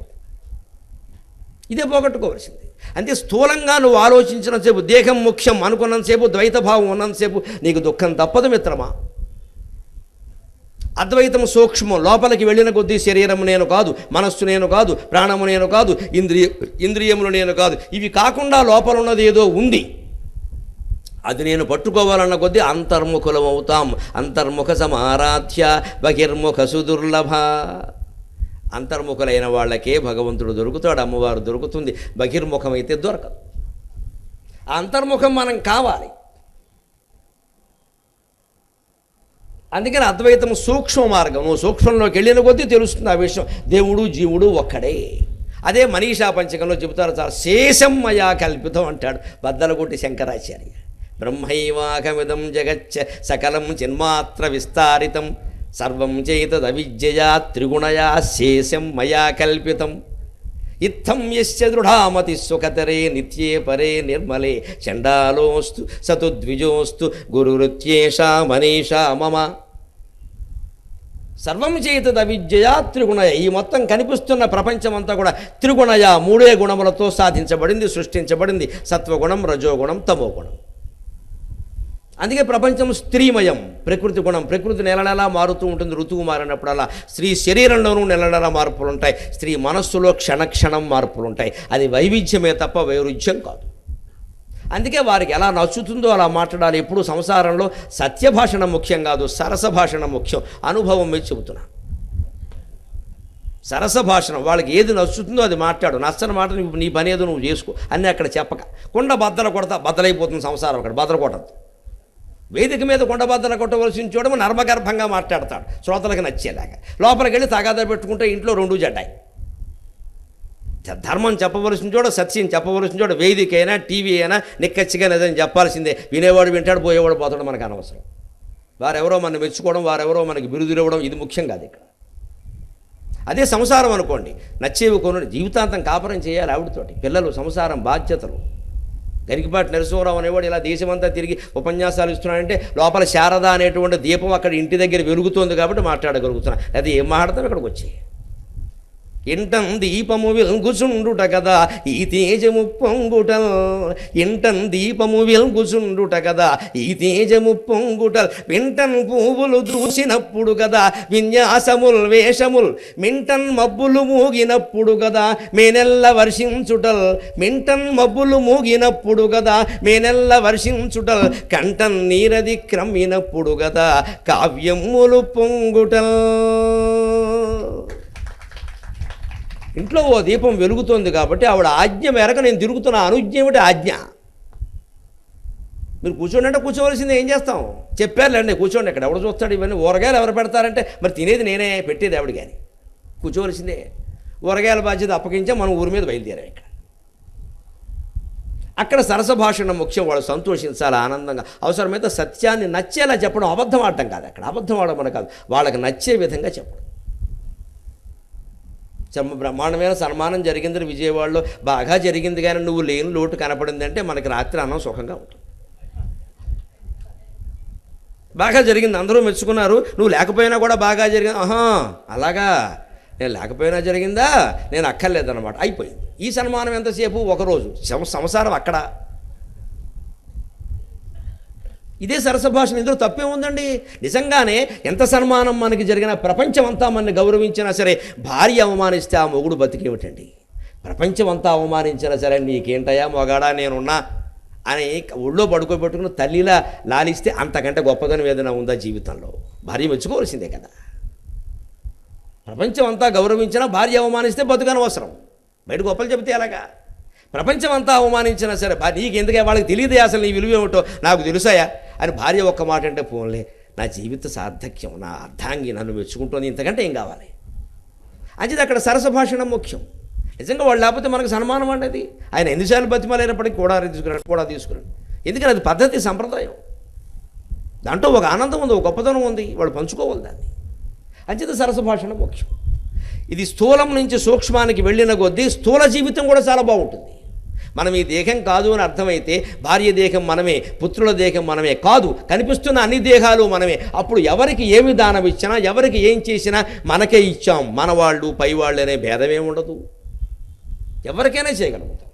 ఎందుకు చేయలేకపోతున్నాయి? వాడు కొడుకులకేమో 100 కోట్లు సంపాదించిస్తున్నాం, బయటవాడికి ఏదైనా ఇవ్వాలంటే ఎందుకు ఇవ్వాలి, మనం ఎందుకు ఇస్తాం, మనం ఇస్తే మనం ఒక్కళ్ళని చేస్తే అవుతుంది ఏమిటి? ఈ వ్యాఖ్యానాలన్నీ వస్తున్నాయి అక్కడ. మరి ఒక్కళ్ళని చేస్తే అని కోట్ల మంది అనుకోబట్టే కదా దేశం ఎలా ఉంది. ఇంటికో పువ్వు వేస్తేనే కదా ఈశ్వరుడికో దండ అయ్యేది. అందుకని భౌతిక జీవితం బాగుండాలి, దేశభక్తి బాగుండాలి, దేశం బాగుండాలన్నా అందరి బాధ్యత మనం స్వీకరించాలని, దేహం మనం కాదనే విషయం తెలియాలి. నువ్వు లోతుల్లోకి వెళ్ళిన కొద్దీ అద్వైతమే, వైకుంఠం, కైలాసము, నువ్వు ఎక్కడికి వెళ్ళినా వైకుంఠపాళి ఆటో చూసుకోండి, మీకు అర్థమైపోయింది. 121 గళ్ళు ఉంటాయి, 11 121 అద్వైతం నిజం వైకుంఠపాళిలో తెలిసిపోతుంది. ఆటలో ఏకాదశి వ్రతం వైకుంఠపాళి మరొకటి కాదు, 11 121 ఏకాదశి వ్రతాన్ని ఎవరైనా 11 ఏళ్ల పాటు అలా నిష్కామ కర్మయోగంగా చేస్తే మోక్షం ఖాయం. తత్వం తెలుసుకుని చేయాలి. ఊరికేనేం భోజనం మానేసా, అన్నాన్ని భిన్నం చేయి, ఈ డైలాగులు వద్దు, మానే, ముందు మౌనంగా ఉండు. 11 ఏళ్ళు ఏకదాటిగా ఈ ఊరు మొత్తం మీద నేను ఒక్కళ్ళనే చేశా, ఇది ఎంత గర్వమే. మళ్ళీ ఊరంతా నువ్వు ఎంక్వైరీ చేసావా? ఇదంతా వద్దు. దాని రహస్యం ఏమిటంటే 11 121లో మీరు గమనించండి, 106 గడి ఉంది కదండి, అరుకాషుడు, మళ్ళీ కోతులోకి వస్తాం కదా, అది దాటిపోయేసరికి మన గర్వం వస్తుంది సహజంగా. 106 దాటిపోయింది, ఇంకా పాములు లేవు, ఇంకా వెళ్ళిపోయాం. ఈ 106 అంటే ఇంకెన్ని, 121, ఇంకా 15 గళ్ళే. ఇంకా అంతేకాదు, 115వ గడు ఉంటుంది వైకుంఠం. సరిగ్గా మీకు దాంట్లోకి నిచ్చెన గమనించండి, 85 నుంచి 115లోకి ఉంటుంది వైకుంఠానికి నిచ్చెన. ఇక్కడ వైరాగ్యం అని ఉంటుంది, అక్కడ వైకుంఠం అని ఉంటుంది. జీవితంలో వైరాగ్యం ఉన్నవాడికే వైకుంఠంలో భోగాలు వస్తాయి, ఇక్కడ త్యాగం చేసే కూడా అక్కడ భోగం. తర్వాత 117వ గడి ఉంటుంది కైలాసం, 117. 115 తర్వాత ఒక గడి 117 కైలాసం. దానికి మళ్ళీ ఇక్కడ 93 నుంచి ఎక్కడి నుంచో నిచ్చెన ఉంటుంది. ఇక్కడ జ్ఞానం అని ఉంటుంది నిచ్చెన మొదట్లో, 117లో కైలాసం. అంటే జ్ఞానవంతుడైన వాడు కైలాసానికి ఎడతాడు, వైరాగ్యవంతుడైన వాడు వైకుంఠానికి ఎడతాడు. వైరాగ్యం వల్ల జ్ఞానం పొందకపోతే భోగాలు వస్తాయి కానీ మోక్షం రాదు. అది వైకుంఠం. భోగభూమి వైకుంఠం, త్యాగభూమి కైలాసం. శివుడు త్యాగయోగి, విష్ణువు భోగయోగి. అందుకే శివుడు చుట్టూ, విష్ణువు చుట్టూ మంగళమైన పదార్థాల వైభవాలు. క్షీరోదన్వత్ ప్రదేశే శుచిమణి విలసత్సైకతే మౌక్తికానాం మాలాకృప్తాసనస్థస్ఫటికమణి నిభైర్ మౌక్తికైర్మండితాంగా శుభ్రైరభ్రైరదభ్రైరుపరి విరచితైర్ముక్తపీయూషవర్షై ఆనందేన పునీయాత్ హరినళిన గదా శంఖపాణిర్ముకుందక. శ్వేతద్వీపం, అందులో వైకుంఠం, ఆదిశేషుని పక్క మహావైభవం, కాళ్ళ దగ్గర లక్ష్మీదేవి, కౌస్తుభాది ఆభరణాలు, పైనుంచి ముత్యాల వర్షం, స్వామి ముత్యాల హారాలు, ఇదంతా వైభవమేనండి. ఇన్ని ఉన్నా స్వామి ఆత్మధ్యానంలో ఉంటాడు. ఈ వైభవాల మీద ఆయన దృష్టి ఉండదు. కైలాసం మీరు గమనించండి, ఏనుగు తోలు, నెత్తురు కారుతూ అమంగళం, బూడిద, శవం కాల్చిన బూడిద అమంగళం, పాములు, భయం, ఎముకల దండ అమంగళం, జుట్టుకు నూనె లేదు అమంగళం. అన్నీ అమంగళ చిహ్నాలు. ఇదంతా త్యాగం. ఆ భోగాలు ఉంటూ మధ్యలో మనస్సు ఆత్మీయత పెట్ట అసలు నాకు ఆ భోగాలు కూడా అక్కల్లా లేకుండానే ఉంటా. మనస్సుకు ఆ దృష్టి లేనప్పుడు అది కళ్యాణ క్షేత్రమైతే శ్మశాన క్షేత్రమైతే రెండూ ఒకటే మహాయోగికి. అందుకే మన దగ్గర శుభకర్మ అపరకర్మ మీరు తేడాలు చూడి కుడి చేత్తో ఎడం చేత్తో పెద్ద భేదం ఏం లేదు అక్కడ. అని కుడి ఎడమ. అపరకర్మ దగ్గర కూడా విష్ణుస్మరణ చేస్తారు, శివస్మరణ చెయ్యరు. శ్మశానం వరకే శివుడు, మొత్తం ఆబ్దికాలన్నింటిలో విష్ణుస్మరణ చేస్తారు. అపరకర్మ అశుభమైతే విష్ణువుని ఎలా స్మరిస్తున్నారండి? ఈ శుభాశుభాల మధ్యలో కుడి ఎడమ భేదం తప్పితే ఏం లేదు, కంగారు పడవు. అందుకని 115 వైకుంఠం, 117 కైలాసం కూడా దాటాక ఏమనుకుంటాం మనం? వైకుంఠ కైలాసాలు వచ్చినా మోక్షం వచ్చినట్టు కాదు. అది కేవలం సాలోక్యం, సామీప్యం, సారూప్యం, అంతేగాని సాయుధ్యం మాత్రం కాదు. ఎందుకని? ఆ ఆటలో చూడండి మీరు, 117 దాటాక ఇంకా 4 గళ్ళు ఉన్నాయి. మనం ఏమనుకుంటాం? ఇంకా 4. అప్పుడు సరిగ్గా 121వ గడిలో కూడా ఓ చిన్న ప్రమాదం ఉంది, ఓ చిన్న పాము ఉంటుంది. దాని పేరు అహంకారం. ఎంత చిత్రమైన ఆట అండి! ఒక్క ఆట చాలు మొత్తం వేదాంతం తెలియడానికి. 121లో ఓ పాము ఉంటుందండి, ఇంత పాము, చిన్న పిల్ల పాము. దాని పేరు అహంకారం. దాని తల దగ్గర ఉంటుంది. దాని తోక 199వ గడిలోకి ఉంటుంది, 99లోకి. అక్కడ రాక్షసుడు అని ఉంటుంది, రాక్షసుడు బొమ్మ కూడా ఉంటుంది. అంటే నువ్వు కైలాసానికి వెళ్ళినా వైకుంఠానికి వెళ్ళినా అహంకారాన్ని కనుక విడిచిపెట్టకపోతే, నేను చేస్తున్నాను అనేటువంటి భావాన్ని విడిచిపెట్టకపోతే మళ్ళీ పాము మింగేయడం ఖాయం, రాక్షస జన్మ ఎత్తడం ఖాయం. హిరణ్యకశ్యపుడు, రావణాసురుడు అదే. వాళ్ళు వైకుంఠాలని కైలాసాలని అన్నింటినీ జయించారు, వాళ్ళు తపస్సుతో కానీ దండయాత్రతో కానీ ఏదో ఒక రకంగా. కానీ మళ్ళీ ఎందుకు రాక్షసులు అయ్యారండి? అహంకారం పోలా. అందుకని రాక్షసులే. 99 అయితే ప్రమాదం ఏమిటి? దీని దుంపదగ్గ మళ్ళీ 106 వస్తుంది. మళ్ళీ 106లో పడ్డామనుకోండి పొరపాటుని డాయ్ ఒకటే కోతులోకి వెళ్ళిపోతాం. అది అంతిమంగా జయించవలసింది నువ్వు అహంకారం. వైకుంఠానికి వెళ్ళడం కానీ, కైలాసానికి వెళ్ళడం కానీ, ఏ లోకానికి వెళ్ళడం కానీ, ఏ దివ్యలోకాల్లో ఉండడం కానీ, ఏ దేవత ఆకారం సాధించడం కానీ మోక్షం కాదు. అంచేది ఇది సూక్ష్మదశకి పెడితే కానీ అర్థం కాదు. అందుకని అద్వైత వాద ఉద్వో, మీరు ద్వైతమన్నా, విశిష్టాద్వైతమన్నా, ద్వైతాద్వైతమన్నా అన్నీ కిందకి పడేసేవే. అద్వైతం ఒకటే మోక్షాన్ని ఇస్తుంది. అది ఇక్కడే జరుగుతుంది, ఎక్కడికో వెళ్ళక్కల్లా. వైకుంఠం గొప్ప లోకం అండి అనొద్దు. అదేమో మహాసిమెంటుతో కట్టారా, నాగార్జున సిమెంటుతో కట్టారా, అది మామూలుగానే కట్టారు, అన్నిట్లాగే పోతుంది. యద్గత్వా నివర్తంతే తద్ధామ పరమం మమ అంటే కొంతమంది పెద్దవాళ్ళే తప్పుడు వ్యాఖ్యానాలు రాశారు, నాకేం మొహమాటం లేదు చెప్పడానికి. తద్ధామ అంటే ఇల్లు కాదు, తేజస్సు అని అర్థం చూసుకోండి. ఆ తేజస్సు పరమం మమ, అంతేగాని ఇల్లు, వాకిలి, అపార్ట్మెంటు, చిన్న చిన్న చిరుద్యోగుల కోసం గవర్నమెంట్ ఇచ్చే ఇల్లు కాదది. తద్ధామ పరమం మమ, తేజస్సు నాది, అది ఇల్లు కాదు. ఆ ఇల్లు అక్కడ ఏదో గోడలు అవి ఉంటాయి, ఎప్పుడు ఉండేది. ఏ దృశ్యం తన నశ్యం పోవలసింది. అంచేత అద్వైతమే నిత్యం. సూక్ష్మదశకి వెడితే కానీ ఇది అర్థం కాదు. ఇంకొకటి ముఖ్యమైనది మనం చెప్పుకుందాం. పరోక్ష సత్ఫలం కర్మ, జ్ఞానం ప్రత్యక్ష సత్ఫలం, జ్ఞానమేవాభ్యసేత్ తస్మాత్ ఇది వేదాంత డిండిమఖ. అద్భుతమైన మాట అండి. మనం నోములు, వ్రతాలు, పూజలు చేస్తాం, సంసారాలు చక్కబెట్టుకుంటాం, ఏవో రకరకాల కార్యక్రమాలు చేసుకుంటాం, మనం ఏదో పుస్తకాలు చదువుతాం, ఇవన్నీ కూడా కర్మకాండే. ఈ కర్మకాండ ఎప్పుడు పరోక్షం అసత్ఫలం. పరోక్షంగా నీకు ఫలితాన్ని ఇస్తుంది, ప్రత్యక్షంగా ఇవ్వదు. అసత్ఫలం అంటే ఇస్తుందో లేదో కూడా తెలియదు. సత్ అసత్, ఇస్తుందో లేదో. ఎందుకంటే మనం సత్యనారాయణ వ్రతం చేశామండి, ఫలితం ఏమో ఇచ్చిందో లేదో ఎవరికి తెలుసు. అమర్నాథ్ యాత్ర చేశాం, అంతా శుభమే జరుగుతుంది అనుకుంటాం. మరి యాత్రకి వెళ్ళొస్తూ కూడా చచ్చిపోయిన వాళ్ళు ఉన్నారుగా యాక్సిడెంట్లో. కేదార్నాథ్కి వెళ్ళారు, అక్కడ ఏదో ప్రమాదం జరిగింది కదా. కేదార్నాథేశ్వరుడు బాగానే ఉన్నాడు, కేదారేశ్వరుడు. వెళ్ళిన వాళ్ళు వెళ్ళారా లేదా 10,000 మంది. నేపాల్ మొత్తం మునిగింది, పశుపతినాథుడు బాగానే ఉన్నాడు. విచిత్రం కదండి. పశుపతినాథ ఆలయానికి ఏం కాలేదు, నేపాల్ మొత్తం మునిగింది. కేదారేశ్వర స్వామికి ఏం కాలేదు, వెళ్ళిన వాళ్ళు 10,000 మంది పోయారు. ఎందుకని? జ్ఞానం ఉండి తీరాల్సిందే, నువ్వు ఎన్ని తీర్థాలు తిరిగినా. ఆ తీర్థ దర్శనం చేతనే ఫలం ఇస్తుంది అనుకోవడం అజ్ఞానం. అది పరోక్ష ఫలం ఇస్తే ఇవ్వచ్చు. అసలు పరోక్షం నీకు కనపడదు, ఎలా వస్తుందో తెలియదు, ఏ రూపంలో ఉంటుంది. రెండోది అసత్ఫలం, అసలు వస్తుందో రాదో కూడా తెలియదు. కానీ జ్ఞానమేవ అభ్యసేత్ తస్మాత్, జ్ఞానం ప్రత్యక్ష సత్ఫలం. జ్ఞానం కనుక మనం పొందగలిగితే, అంటే అమరనాథ్ యాత్ర గురించినటువంటి జ్ఞానాన్ని పొందగలిగితే ప్రత్యక్షం ఫలం ఇప్పుడు 5 నిమిషాల్లో వస్తుంది. చూద్దాం. అమరనాథ్ యాత్రకు ఒక కథ ఉంటుంది, ఆ కథ మనం పట్టించుకో. ఈ కథ వింటే కానీ ఫలితం రాదుట అని మొక్కుబడిగా వింటాం అక్కడ, అంతే, అయిపోయింది. మొక్కుబడిగా సత్యనారాయణ వ్రతం కథ విన్నా, అమర్నాథ్ కథ విన్నా మన జీవితం వ్యర్థమైపోయినట్టు లెక్క. అమర్నాథ్ కథ ఎంత చక్కటిదండి. శివుడు, పార్వతి శివుడిని అడిగిందిట, స్వామి ఈ సృష్టి రహస్యం ఏమిటి? అని అడిగింది. అమ్మవారికి తెలియదే, మన కోసం అడిగింది అంతేగా.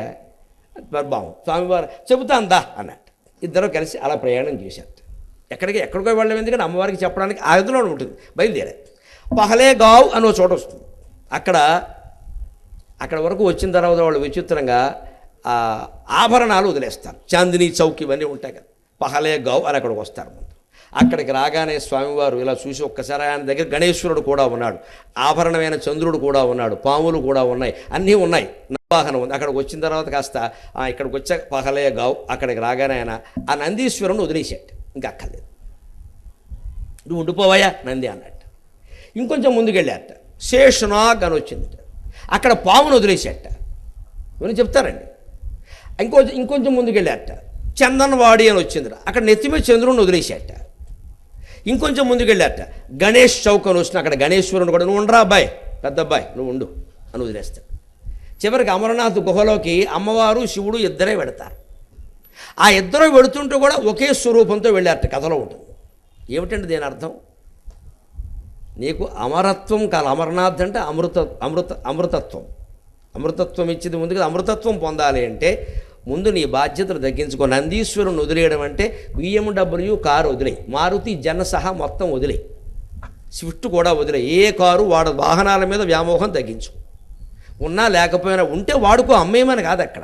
ఇది శాశ్వతం కాదు, ఇది గొప్ప, ఇది నా ఒక్కడికే ఉంది ఊరు మొత్తంలో అని మాట్లాడొద్దు. The monk who sold his Ferrari, robin Sharma పుస్తకం చూడండి. ఆత్మజ్ఞానం కోసం ₹1,00,00,000 విలువ చేసే ఫెరారీ కారు సహా మొత్తం సంపదలు వదిలేసి ఇండియాకు వచ్చి హిమాలయాల్లో తిరిగాడు ఆయన. ఆ చరిత్రనే రాబిన్ శర్మ రాశాడు. ఆస్తులు అమ్ముకున్న మహాయోగి. అంచేత ముందు వాహనాలు వదిలేయాలి. మనం మనశ్శాంతిగా ఆత్మజ్ఞానంతో వాహనాల మీద వ్యామోహం వదిలేయి. వాహనం వదిలేక్కల, వాహనం మీద వ్యామోహం వదిలేయి. ఈ వాహనం మన ఏం చేయదు. డ్రైవింగ్ చేస్తూ అలా పడతాం. ఏమిటంటే అడుగుతూనే పోయాడమ్మా, అలాగే పోతాడు. ఏదో ఒకటి ఇందాక చెప్పాం కదా, కన్నీటి బొట్లు ఎన్నోయో అన్ని కారణాలు, అందులో ఇది ఒకటి. కంగారు పడకు, ఎలాగో అలా పోవాలి కదా, పెద్ద విషయం ఏమిటి. వాహనం వదిలేయమని. దానికి బదులు మన వాళ్ళు ఏం చేస్తారో తెలుసా? నందీశ్వరుని వదిలేరు, వాహనం వదిలేరండి. నంది బొమ్మ ఒకటి, చిన్న బొమ్మ, వెండి బొమ్మ దానం ఇస్తారు. అబ్బా ఎంత గొప్ప అజ్ఞానమో. ఇక్కడ నంది దానం ఇవ్వాలి చెబుతున్నారు. దానివల్ల ఎవరు బాగుపడ్డారు? అక్కడ నంది బొమ్మలు తయారు చేసేవాడు బాగుపడు. వాడు వెండివి చిన్న బొమ్మలు తయారు చేసి ఒక్కోటి ₹100 అమ్మేస్తాడు. వాడు ఇక్కడికి వస్తాడు, మనకి ఇస్తాం. అక్కడ బ్రాహ్మడు ఉంటాడు, ఎవడో పురోహితుడు అంటారు, వాడు బ్రాహ్మడు కాదు, వాడికి ఇస్తాం. వాడు పట్టుకెళ్ళిపోతాడు, వాడు మళ్ళీ వెనక్కి ఇచ్చేస్తాడు, మళ్ళీ ₹100 ఖాయం. వాడు ఒక్క బొమ్మతో రోజుకు 10,000 సంపాదించాడు. మళ్ళీ వాడికే దానం ఇస్తున్నమ్మ వాయనం పుచ్చుకుంటున్నమ్మ వాయనం గిరగిర తిరిగింది. మనం ఏమనుకున్నాం, నేను అన్నీ చేశాను, నందరవాడిలో నంది వదిలేశాను. తను నంది వదిలేమని కాదు, వాహనం ఇంటికి వచ్చాక మళ్ళీ కారు ఎక్కావా? కనీసం కారు మీద వ్యామోహం వదిలేవా? లేకపోతే కారు కొనాలనే కోరిక వదిలేసావా? లేదే. మనం వచ్చాక అన్నీ కావాలి, మరి అన్నీ ఉన్నాయి కానీ కారు లేదంటున్నారు అందరూ. కారు ఉంది, సంతోషించు. కారు లేనందుకు ఏడవకూడదు, కారు లేకపోతే ఏడవాలి. వాహనం వదిలే అంటే వాహనాల మీద వ్యామోహం వదిలే. ఇంకొంచెం ముందుకెళ్ళావు, చందన్వాడి. అక్కడ చంద్రుణ్ణి వదిలేశాడంటే ఆభరణాలు చాలు, ఈ నీళ్లు పెట్టుకున్నాం, ఇంకా అక్కర్లేదు. మామూలు చీర కట్టుకుందాం, మామూలుగా ఉందాం చాలు. ఇంక ఊరికే కంకణాలు లంకణాలు వేసుకుంటే ప్రయాణాల్లో ఇబ్బంది. అస్తమానం బ్యాగ్ చూసుకుంటూ కూర్చోవాలి. లేదనుకోండి అక్కడ బారేసి కూర్చొని ఎవడైనా పట్టుకెడితే ఏముంటాయి, విప్పేసిన బట్టలు ఉంటాయి, పట్టుకెళ్ళని మంచిది కొత్త బట్టలు కట్టుకుంటాం, ప్రమాదం ఏం లేదు. అందులో ఉన్నవేవో ఉతుక్కుంటాడు. పైగా మన అడ్రస్ చూస్తే మహాపాపమని పట్టుకొచ్చి ఇస్తాడు, అదో సౌకర్యం ఉంది. ఈయన బట్టలు మనకెందుకని, అదో గౌరవం ఉందిగా, లోకంలో గొడవ లేదు. అందుకని ఆ బ్యాగ్ ఇక్కడ పారేస్తాం. లేకపోతే ఉన్న కంకణాలు ఉంగరాలు అన్నీ అందులో పెట్టామనుకోండి, నేను రైల్లో కూర్చుని కూడా ఏమవుతుందో బ్యాగ్ మీద ఉంది దృష్టి. సంచితం, అదే సంచితకరం అంటే సంచే. అంచేది ఆభరణాలు వదిలేయడం అర్థం కాదు. చంద్రుడు ఇంత రేకు అండి, మీరు గమనించండి. అక్కడ చేసి ఏం చేస్తారంటే చంద్రుడు ఇంత రేకు. అమరనాథ దారిలో చందనవాడి దగ్గర రేకులు అమ్ముతారు, చంద్రుడు అర్ధచంద్రాకారం రేకులు. ఇక్కడ దానం ఇవ్వాలండి, అది పెట్టడం, దాంతోపాటు ఏదో ₹2 బెళ్ళ ఒకటి పెట్టడం, దానం వేయడం. మళ్ళీ వాడే రేకు ఇలా తిప్పాడు, మళ్ళీ అంతే. గుటకాయ స్వాహ, గుటకాయ దన్నమోహ, పునరపి జననం పునరపి మరణం పునరపి జననీ జఠరే శయనం. ఎందుకంటే రేకులాగే తిరుగుతున్నాం మనం ఇక్కడ. ఆభరణాలు వదిలేవయ్యా అంటే చిన్న దానం ఇచ్చానంటే ఇది దానం ఇవ్వడం కాదు. ఇంటికి వెళ్ళి ఆభరణాలు మానాయి, కనీసం ఆభరణాల మీద వ్యామోహం మానాయి, ఆభరణాల గురించి భయపడ్డం మానాయి. వాళ్ళు భయపడ్డం మానలేదు కదండి. ఇంకొంచెం ముందుకెళ్ళారు. శేషనాగ్ అంటే పామును వదిలేశాడు. పామును వదిలేయడం అంటేనండి ఏం ఆశ్చర్యం అండి. పామును వదిలేయడం, పాము శివుడికి ఆభరణం మాత్రమే కాదు, గమనించండి దయచేసి. పాము భయానికి సంకేతం. పామును చూసి మనం భయపడతాం, పాము భయానికి సంకేతం. అందుకే మనకి నాగుల చవితి నాడు పుట్టలో పాలు పోయమని చెబుతారు. ఎందుకో తెలుసా? సంతానం కలగడాలు ఇవన్నీ చిన్న విషయాలు. దాని తత్వం తెలుసుకుందాం ఆలోచించి. పాము భయానికి సంకేతం. భయం మనలోంచి పోవాలి అంటే ఆ భయాన్ని ఎదురుగా పెట్టుకుని చూడాలి. కృష్ణమూర్తి గారు సహా, రమణ మహర్షి సహా అందరూ అదే చెబుతారు. ఆ భయాన్ని ఎదురుగా పెట్టుకుని చూడాలి. భయం ఏమిటి, ఎందుకు భయపడుతున్నా, అసలు ఆ పాము ఆకారం ఏమిటి, దాంట్లో భయపడవలసిన అవయవం ఏది? కూర గుచ్చితేనే కదండి మనకి ప్రమాదం.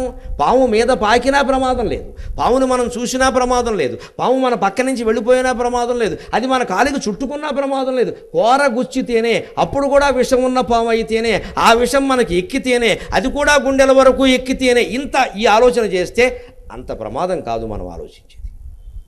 ఇవేవి ఆలోచన అమ్మో పావు అనగానే ఇప్పుడు ఇక్కడ ఇంతమంది మనం కూర్చుంటూ ఉన్నా పావు అని ఎవరన్నా అంటే నాతో సహా మొత్తం లేచిపోతాం. మళ్ళీ మిగిలేదు అభయాంజనేయ స్వామి ఒక్కడే. ఎందుకంటే ఆయనకి భయం లేదు, అభయ. ఆయన పాముకి ఎందుకు భయపడతాడు? ఆయన ఒక్కడే ఉంటాడు, మనం వెళ్ళిపోతాం. చిన్న పాము చాలండి మనం బెదిరించడానికి. ఈ భయాన్ని వదిలేయాలి. కాబట్టి మన జాతి సంస్కృతి ఎంత గొప్పదంటే నాగులు చవిస్తున్నాడు. ముఖ్యంగా ఎక్కువ భయపడేది పాపం ఆడవాళ్ళు కదా. అందుకని మీరే వెళ్ళండమ్మా, పుట్ట వెతుక్కుంటూ వెళ్ళండమ్మా, ఎన్ని మైళ్ళ దూరం ఉన్నా వెళ్ళండమ్మా, అక్కడ నాగేంద్రుడికి పాలు పోయండమ్మా, తాగుతుంటే చూడండమ్మా.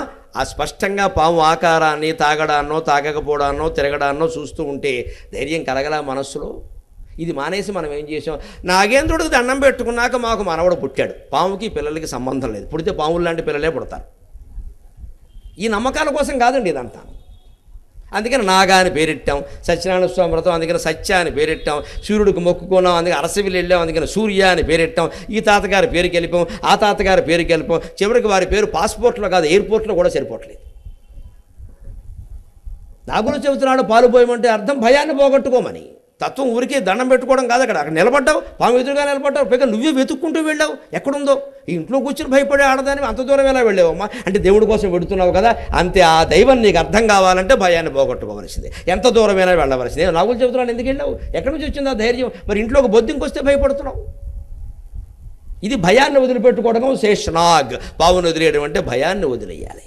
ముందుకెళ్ళా గణేశుని వదిలేయాలి అంటే పుత్రుల మీద వ్యామోహాన్ని, పుత్రికల మీద వ్యామోహాన్ని, ఇంకా వాడు సెటిల్ అవ్వాలి, వీడు బాగుండాలి, వాడికి కోడలు కాపురానికి వచ్చింది కానండి, ఆవిడ కడుపునో కాయ గాయల. మన కడుపున కాసే 16 ఇక్కడికి దొడ్లో చింత చెట్టు కాసే కాయలు. కోడల కడుపున కాయ గురించి కోడలు ఆలోచించుకోవాలి, అత్తగారికి అనవసరం అది. అందు గురించి ఈవిడ వ్రతాలు, ఈవిడ నోములు. ఇంకొక ఆయన మా వంశోద్ధరణ ఇందాకే చెప్పుకున్నాం. ఇది సూర్యవంశం కాదు, చంద్రవంశం కాదు. ఈ వంశం వృద్ధి చెందకపోతే వచ్చిన నష్టమే లేదు, ప్రమాదం ఏం కాదు ఇక్కడ. అది వాళ్ళు ఆలోచించుకుంటారు, మనం బాధపడక్కలేదు దాని గురించి. ఆ బాధ ఉంటే వాళ్ళకు ఉండాలి, మనకెందుకు? తాత అయిపోయాక ఇంకేమిటండి, చాలు. ఓ మనవడో మనవరాలు ఉంటే కాసేపు ఎత్తుకుంటాం, ఆడిస్తాం. ఎంతైనా అది వాళ్ళ పిల్ల, మన పిల్ల కాదు. ఇంతకీ ఆ పిల్ల ఎదిగి పెద్ద అయిన తర్వాత వాళ్ళ మాట విందు, మన మాట వినే ప్రశ్న లేదు అక్కడ. ఒకవేళ విన్నా మనం అంతవరకు ఉంటామా? ఉండం.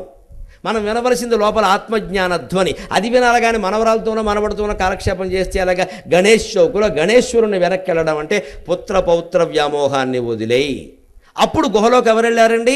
శివుడు పార్వతి ఇద్దరు కాదట, ఇద్దరు ఒకటే వెళ్ళారంటే జీవుడు దేవుడు ఇద్దరు ఉండరు, అడిగేవాళ్ళు చెప్పేవాళ్ళు ఇద్దరు ఉండరు, ఉండేది ఒకే ఒక స్వరూపం. ఇంతకీ గుహలోకి వెళ్ళాక ఏం చెప్పారో చెప్పడు కథలో, అది పెద్ద విచిత్రం. గుహలోకి వెళ్ళారంటాడు తప్ప ఏం చెప్పారు, ఎందుకు అడిగింది ఆవిడ అంటే చెప్పడానికి ఏం లేదయ్యా. గుండె గుహలోకి పెడితే నీకు అన్నీ అర్థమవుతాయి. ముందు భయం వదిలై, ఆభరణాలు వదిలై, పుత్రపౌత్ర వ్యామోహం వదిలై, వాహనాల మీద వ్యామోహం వదిలై, అప్పుడు నీ గుండె గుహలోకి నువ్వు వెళ్ళు. అది అమరనాథ్ గుహ. ప్రతి హృదయము అమరనాథ్ గుహే. ఈ జ్ఞానంతో మనం అమరనాథ్ యాత్ర చేస్తే ఎంత ఫలాన్ని పొందుతామండి. మేము అక్కడికి వెళ్ళొచ్చాం, ఇక్కడికి వెళ్ళొచ్చాం, వచ్చాక 10 మంది బ్రాహ్మణులకు బ్రాహ్మణ లోకుగా ఉన్నారు, భోజనానికి అత్తమానం రావడానికి. ఇక్కడ 100 మంది బ్రాహ్మణులకు పెట్టి ఎవరు పెట్టమన్నాను నేను? ఎవడున్నాడు ఇవాళ వచ్చి భోజనం చేసేవాడు? తద్దినానికే భోక్తల్లాక ఎవడుస్తున్నాం.